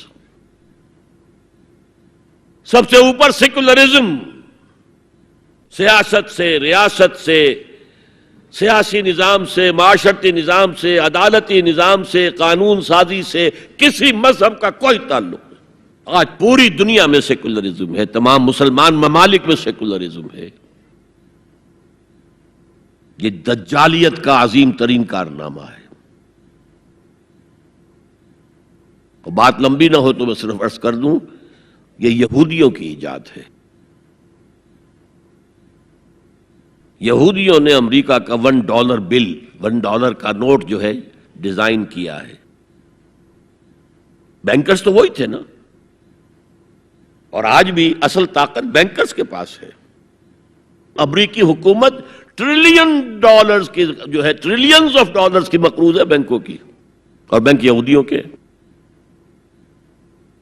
اس آپ نے کبھی دیکھا ہو $1 بل، احرام مصر کی تصویر بنی ہوئی؟ کیا تعلق ہے امریکہ کا احرام مصر سے؟ اوپر ایک آنکھ بنی ہوئی ہے، دجال کی وہ ایک آنکھ کانی. نیچے کیا لکھا ہے؟ آرڈس نووس سیکولورم، نیو سیکولر آرڈر ہم نے قائم کرنا ہے دنیا میں. یہ 1776 کی بات ہے، اور 1991 میں پہلی مرتبہ صدر بش کی زبان سے الفاظ نکلے تھے، اس کے باپ کی زبان سے، جو موجودہ بش ہے، بش سینئر نے. اب دنیا میں نیو ورلڈ آرڈر قائم ہوگا. اصل میں وہ کس کا خیال ہے؟ یہود کا ہے. This new world order is going to be Jew world order. اور جو ہے بالکل ایک مائنورٹی، مائنیوٹ مائنورٹی. کل دنیا میں 1 کروڑ یا 1.25 کروڑ یا 1.30 ملین بس. تو اگر مذہب اور ریاست کا کوئی تعلق ہو تو ان کی کیا حیثیت ہے؟ اور جب مذہب ایک طرف رکھ دیا گیا تو برابر کے شہری ہے. یہ سیکولرزم اس لیے یہودیوں کی ایجاد ہے. پوپ کے خلاف بغاوت کروانے والے یہودی ہیں، پروٹیسٹنٹ مذہب پیدا کرنے والے یہودی ہیں، سود کی اجازت لینے والے یہودی ہیں. ورنہ جب تک پوپ کا اقتدار تھا یورپ میں، ہر طرح کا سود حرام تھا، یوزری بھی اور کمرشل انٹرسٹ بھی، دونوں حرام تھے. یہ لیا گیا ہے اجازت کیلوین کے ذریعے سے کتاب لکھوا کر. اور انگلستان نے پہلا ملک جو ہے جس نے بغاوت کی پوپ کے خلاف، وہ انگلستان تھا. چرچ آف انگلینڈ علیحدہ ہو گیا، پوپ سے اس کا کوئی تعلق نہیں، پروٹیسٹنٹ ملک بن گیا۔ پہلا بینک آف انگلینڈ پہلا ہے جو قائم ہوا ہے۔ اور شاید میں نے آپ کو بتایا تھا کہ علامہ اقبال 1905 سے 1908 3 برس صرف رہے ہیں انگلستان میں اور جرمنی میں، اور اپنی ڈاکٹریٹ بھی کر رہے تھے اور بیرسٹریٹ اطلاع بھی ہو رہا تھا، لیکن ساتھ ہی ان کا مشاہدہ اتنا گہرا تھا کہ انہوں نے دیکھ لیا تھا کہ فرنگ کی رگے جاں پنجے یہود میں ہے۔ اور اس وقت فرنگ کا امام کون تھا؟ برطانیہ۔ اب فرنگ کا امام کون ہے؟ امریکہ، اور اس کی رگے جاں ایک پنجے یہود میں ہے۔ امریکہ کا کوئی صدر ہل نہیں سکتا۔ تو نمبر 1 تو سیکولرزم ایک لحاف ہے، نمبر 2 سود، جوا، منشیات کی ٹریڈ اور سیکس کو ایکسپلائٹ، ہر اشتہار میں عورت ہے۔ اللہ کے بندو سوچو یہ کیا ہو رہا ہے۔ عورت کی فوٹو کے بغیر موٹر سائیکل نہیں ہوگی، وہ بھی بیٹھی نظر آئے گی عورت۔ کوئی شے کسی شے کا اشتہار عورت ہوگی۔ عورت بک رہی ہے، بکری کا ذریعہ بن رہی ہے۔ وہ انٹرسٹ، جوا، فحاشی اور اس کی بنا پر آمدنی، اس سب کا لحاف ہے جو پوری دنیا کو اپنے لپیٹ میں لے چکا ہے۔ کوئی مسلمان ملک اس سے آزاد نہیں۔ دجالیت کے 2 لحاف۔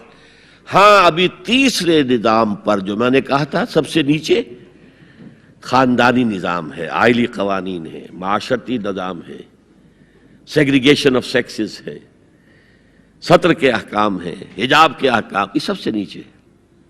ابھی اس سطح پر مغرب میں تو بربادی آ چکی،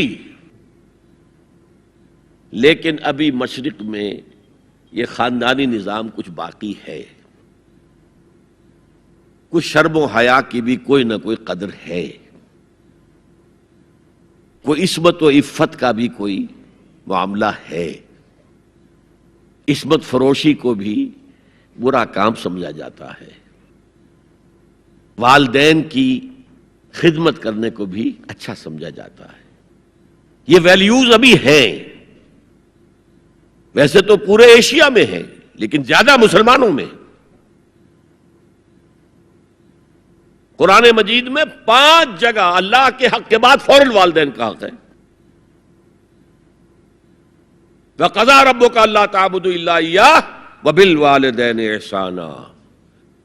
تیرے رب نے فیصلہ کر دیا ہے کہ اس کے سوا کسی کی بندگی نہیں کرو گے اور والدین کے ساتھ نیک سلوک کرو گے۔ اللہ کے حکم کے بعد، اللہ کے حق کے بعد والدین کا حق ہے۔ سورہ لقمان میں انشکر لی ولوالدیک، شکر ادا کرو میرا بھی اور اپنے والدین کا بھی۔ اور سورہ بنی اسرائیل میں تو کیا تفصیل آئی ہے، اما یبلغن عندک الکبر احدہما او کلاہما فلا تقل لہما اف ولا تنہرہما وقل لہما قولا کریما واخفض لہما جناح الذل من الرحمۃ وقل رب ارحمہما کما ربیانی صغیرا۔ اگر تمہارے والدین میں سے ایک یا دونوں تمہارے پاس بڑھاپے کی عمر کو پہنچ ہی جائیں، انہیں کبھی اف تک نہ کہنا، دل نہ توڑنا ان کا، چھاتی چوڑی کر کے بات نہ کرنا، ان سے کندھے جھکا کر بات کرنا، ادب سے گفتگو کرنا۔ قل لہما قولا کریما واخفض لہما جناح الذل من الرحمہ، اپنے کندھوں کو جھکا کر رکھنا، اور پھر کہنا، اللہ سے دعا کرنا، رب ارحمہما کما ربیانی صغیرا، پروردگار میرے ان والدین پر رحم فرمائیو جیسے کہ انہوں نے مجھے پالا تھا جبکہ میں چھوٹا سا تھا۔ تو خاندان کے نظام کو مستحکم کرنے کے لیے 3 ڈائمنشنز ہیں، جیسے ایک کمرہ ہے، چوڑائی ہے، لمبائی ہے، اونچائی ہے۔ پہلے تو شوہر اور بیوی کے درمیان بانڈ آف لو، اب یہ شوہر اور بیوی پیرنٹس بن گئے ہیں، والدین بن گئے، اولاد آ گئی۔ سیکنڈ ڈائمنشن ایڈ ہو گئی، ادب، عزت، اور بہن بھائی ہیں، اخوت، جس کو کہ وہ کہہ رہا ہے جی ویلز بھی، فریٹرنٹی، خاندان کا ادارہ مستحکم۔ یہاں ایک نقطہ اور بیان کر دوں، لیگل لیول پر بیوی کے حقوق کم ہیں شوہر کے زیادہ ہیں، الرجال قوامون علی النساء، سیدھی سیدھی بات ہے، اور ہمیں ڈٹ کر کہنا چاہیے یہ، اس سے زیادہ معقول بات کوئی نہیں ہے۔ کسی ادارے کے دو سربراہ برابر کے اختیارات والے نہیں ہو سکتے، لیکن اخلاقی طور پر جو ماں کا حصہ ہے، باپ کا حصہ اس سے 1/3 ہے۔ قرآن مجید میں آیا ہے نا، حملتہ امہ وہنا علی وہن وفصالہ فی عامین ان اشکر لی ولوالدیک، اسے اٹھائے رکھا اس کی ماں نے اپنے پیٹ میں، کمزوری پر کمزوری جھیل، کمزوری تو ہو رہی ہے، اس کا خون چوس رہا ہے اندر، جونک جو ہے وہ چوس رہی ہے خون اس کا، اور سب ماؤں کو تو اتنی نرشمنٹ موجود نہیں ہوتی کہ آپ پریگننسی میں اس کے لیے ضروری نرشمنٹ فراہم کر دیں۔ وہنن علی وہن، کمزوری پر کمزوری جھیل کر بھی اپنے پیٹ میں اٹھائے رکھا، وفصالہ فی عامین، اور پھر دودھ چھڑانا ہوا 2 سالوں میں، وہ جونک جو ہے وہ پھر اس کی چھاتیوں سے چمٹ گئی، لہذا اس کا حق 3 گنا زیادہ ہے باپ سے۔ ایک صحابی حضور سے پوچھتے ہیں، حضور میرے حسن سلوک کا اولین مستحق کون ہے؟ فرمایا تمہاری والدہ۔ پھر پوچھا ان کے بعد کون؟ پھر کہا تمہاری والدہ۔ پھر پوچھا ان کے بعد کون؟ پھر کہا تمہاری والدہ۔ پھر پوچھا ان کے بعد کون؟ تو کہا تمہارے والد۔ 3 درجے۔ اور یہ جو فرمایا الجنت تحت اقدام الامہات، جنت تو ماؤں کے قدموں تلے ہے، یہ باپ کے بارے میں تو نہیں فرمایا۔ یہ ہے ایکویشن، بیلنس۔ اسلام قسط کی بات کرتا ہے، انصاف کی بات نہیں کرتا۔ انصاف تو یہ کہ آدھی روٹی ادھر دے دو آدھی ادھر دے دو، انصاف ہے، یہ اچھی چیز ہے۔ یہ قسط یہ ہے کہ بوجھ اٹھانا ہے تو جو زیادہ قوی ہے اس کو زیادہ بوجھ دو اٹھائے، اور جو کمزور ہے اسے کم بوجھ دو، یہ قسط ہے۔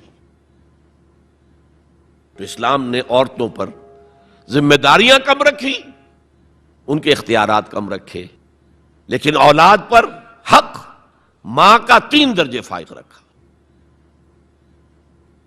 اور اس سے وہ خاندان کا ادارہ جو ہے مستحکم ہوتا ہے۔ تو آج کیا سازش چل رہی ہے؟ ویسٹ تلا ہوا ہے ایسٹ کے اندر بھی خاندانی نظام کو ختم کرنے پر۔ پہلے ایک کانفرنس ہوئی تھی، عالمی کانفرنس، ویمن لب، ویمن فریڈم کی کانفرنس، کائرو میں، قاہرہ میں۔ پھر ہوئی بیجنگ میں، بیجنگ، کائرو، اور پھر بیجنگ +5 کانفرنس۔ بیجنگ کانفرنس کے 5 سال بعد یونائٹڈ نیشنز جنرل اسمبلی کے تحت ہوئی، اور ان سب کا مقصد کیا ہے؟ پروسٹیٹیوشن کو ایک باعزت پیشہ سمجھا جائے۔ یہ بھی محنت ہے نا، ایک مزدور اپنے جسمانی مسکولر طاقت استعمال کر رہا ہے، ویج لے رہا ہے، ایک عورت اپنے جن سے اس کو استعمال کر رہی ہے، لے رہی ہے۔ اب اس کا نام پتہ کیا رکھا گیا؟ Sex worker. سیکس ورکرز بالکل برابر ہوں گے، باعزت ہوں گے، ان کے کوئی آپ یہ نہیں کہہ سکتے کہ غلط کام کر رہے۔ ہومو سیکسولیٹی کو بھی ایک نارمل ایٹیٹیوڈ قرار دیا جائے، یہ اب نارمل نہیں ہے۔ آپ کو معلوم ہے امریکہ میں، سویڈن میں تو بہت پہلے سے تھا، برطانیہ میں تھا، ہومو سیکسول میرجز، 2 مردوں کی شادیاں ہو رہی ہیں، ان میں سے ایک شوہر ہے اور ایک بیوی ہے، اور رجسٹر ہو رہی ہے شادی، رجسٹر۔ اب امریکہ میں بھی شروع ہو چکی ہے، کئی اسٹیٹس میں، کیلیفورنیا سے شروع ہوئی ہے، جو ہالی ووڈ اس کا گھر ہے۔ نمبر 3، طلاق اور وراثت میں مرد اور عورت برابر ہونے چاہیے، جب عورت چاہے طلاق دے دے۔ یہ نقشہ ہے جس کا نام پتہ کیا رکھا ہے؟ Social engineering programme of the United Nations organisation. یہ نیو انجینئرنگ ہے، معاشرے کو جیسے کہ کہا رومی نے، گفت رومی ہر بنائے کوہنا کا باداں کنند، تو نہ دانی اولا تعمیر را ویراں کنند۔ رومی نے کہا کہ جب بھی کبھی کوئی نئی تعمیر کرنی ہو تو پچھلی تعمیر کو گرانا پڑتا ہے۔ یہ نئی سوسائٹی کی انجینئرنگ کیسے ہوگی جب تک کہ پرانی سوسائٹی ختم نہ ہو؟ عظیم فتنہ ہے یہ social engineering programme of the United Nations organisations General Assembly. یہ دجالی فتنے کی وہ سب سے نچلی سطح ہے جو ابھی عالم اسلام کے اوپر پوری طرح نہیں آئی۔ اگرچہ عالم اسلام کی ایلیٹ اکثر و بیشتر اس رنگ پہ جا چکی ہے، مغربی ویلیوز اور مغربی تہذیب کے اثرات آ چکے ہیں، لیکن ابھی نچلی سطحوں پر درمیانی طبقوں میں کچھ نہ کچھ مشرقی اقدار ہیں، کچھ شرم و حیا کی قدر و قیمت ہے، عصمت و عفت کی کوئی قدر و قیمت ہے۔ اور اصل میں یہ یہودی پروگرام ہے، تمام انسانوں کو حیوان بنا دو، اور حیوانوں کو ایکسپلائٹ کرنا ہمارا حق ہے۔ انہوں نے جو نام دے رکھا ہے پوری دنیا کو، گوئمز اینڈ جینٹائلز، یہ جو ان کی کتاب تالمود ہے، یہ تورات کی باتیں نہیں جو میں بتا رہا ہوں، ان کی تالمود جو کہ فقہ کی کتاب سمجھ لیجئے، اس میں لکھا ہے کہ جب سوائے ہمارے فل ہیومن بینگ صرف ہم ہیں، باقی سب یہ حیوان ہیں انسانی شکل میں، اور حیوان کو استعمال کرنا انسان کا حق ہے۔ گھوڑے کو ٹانگے میں جوتیں گے بگی میں، ہمارا حق ہے۔ بیل کو آپ جوت دیں گے ہل میں، حق ہے۔ اسی طرح انسانوں کو ایکسپلائٹ کرنا ہمارا حق ہے۔ البتہ جیسے گھوڑے کو بھی کچھ دانہ ڈالیں گے شام کو تو اگلے روز استعمال کریں گے نا اسے، تو کچھ نہ کچھ انہیں بھی دینا چاہیے۔ تمام دنیا مزدور بن جائے، انسانی اخلاقیات ختم ہو جائیں اور یہ حیوانوں کی طرح کام کریں، البتہ اس میں سے ہم کچھ ان کو بھی دیں گے، باقی ملائی ہم کھسیٹ لیں گے اپنے بینکنگ کے نظام کے تحت۔ وہ حکومت اپنی پوری دنیا پر نہیں چاہتے۔ اصل میں یہ بات آئی گئی ہے تو عرض کر دوں، وہ کولونیلزم ختم ہو چکا ہے کہ انگریز یہاں آیا تھا اور ڈچ کہیں پہنچ گئے تھے، انڈونیشیا، سماٹرا، جاوا، اور کہیں فرانسیسی آ گئے تھے شام پر اس کا، اور الجزائر پر اس کا قبضہ تھا۔ یہ تھا ڈائریکٹ کولونیلزم۔ اب اس میں ہوتا کیا تھا؟ وقتاً فوقتاً بغاوتیں اٹھتی تھیں، لوگ مارتے تھے ان کو، یہ ان کو مارتے تھے۔ انہوں نے کہا یہ بستر تو لپیٹ دو، ایک نیا کولونیلزم شروع کر دو۔ ورلڈ بینک 1950 میں قائم ہو گئے۔ ہمیں آم کھانے ہیں، پیڑ گرنے سے کیا فائدہ؟ براہ راست حکومت کریں گے تو ریزنٹمنٹ ہوگی، وہ ہمیں ماریں گے، ہمیں بہت خرچ کرنا پڑے گا انہیں دبانے کے اوپر، کیا ضرورت ہے؟ پوری دنیا کو ایک گلوبل اکانومی کے شکنجے میں لے آؤ،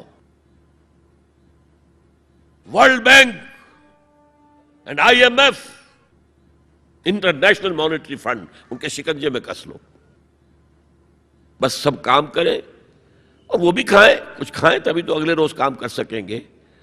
لیکن یہ کہ ہم کھینچ لیں گے وہ جو سونے کی چڑیا تھی، اگر ہم ایسے ہی سونا کھینچ لیں اپنے گھروں میں بیٹھے ہوئے تو ہمیں کیا ضرورت ہے وہاں جائیں اور ان کو ماریں اور وہ ہمیں ماریں؟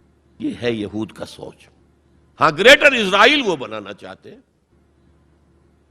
اور ایک ہی سبب ہے عراق پر حملے کا، ایک ہی سبب ہے، It's the beginning of coming into existence of greater Israel۔ Sharon نے کہہ دیا تھا، یاد ہوگا شاید، ان قریب عراق پر ہمارا قبضہ ہوگا۔ گریٹر اسرائیل میں عراق شامل ہے۔ پہلے کہتے تھے دریائے فرات تک، اب کہتے نہیں، دریائے دجلہ تک، ٹائگرس تک، یوفریٹ سے آگے بڑھ کر تاکہ سارا جو بھی زرخیز دو آبا ہے وہ بھی ہمارے قبضے میں آ جائے۔ تو یہ تیسرے لیول کے اوپر جب انسان حیوان بن جائے، جب اس کو کوئی فرق کرنے کی ضرورت نہ ہو کہ یہ بیٹی ہے اور یہ بیوی ہے، کیا ضرورت ہے؟ حیوان کوئی فرق کرتے؟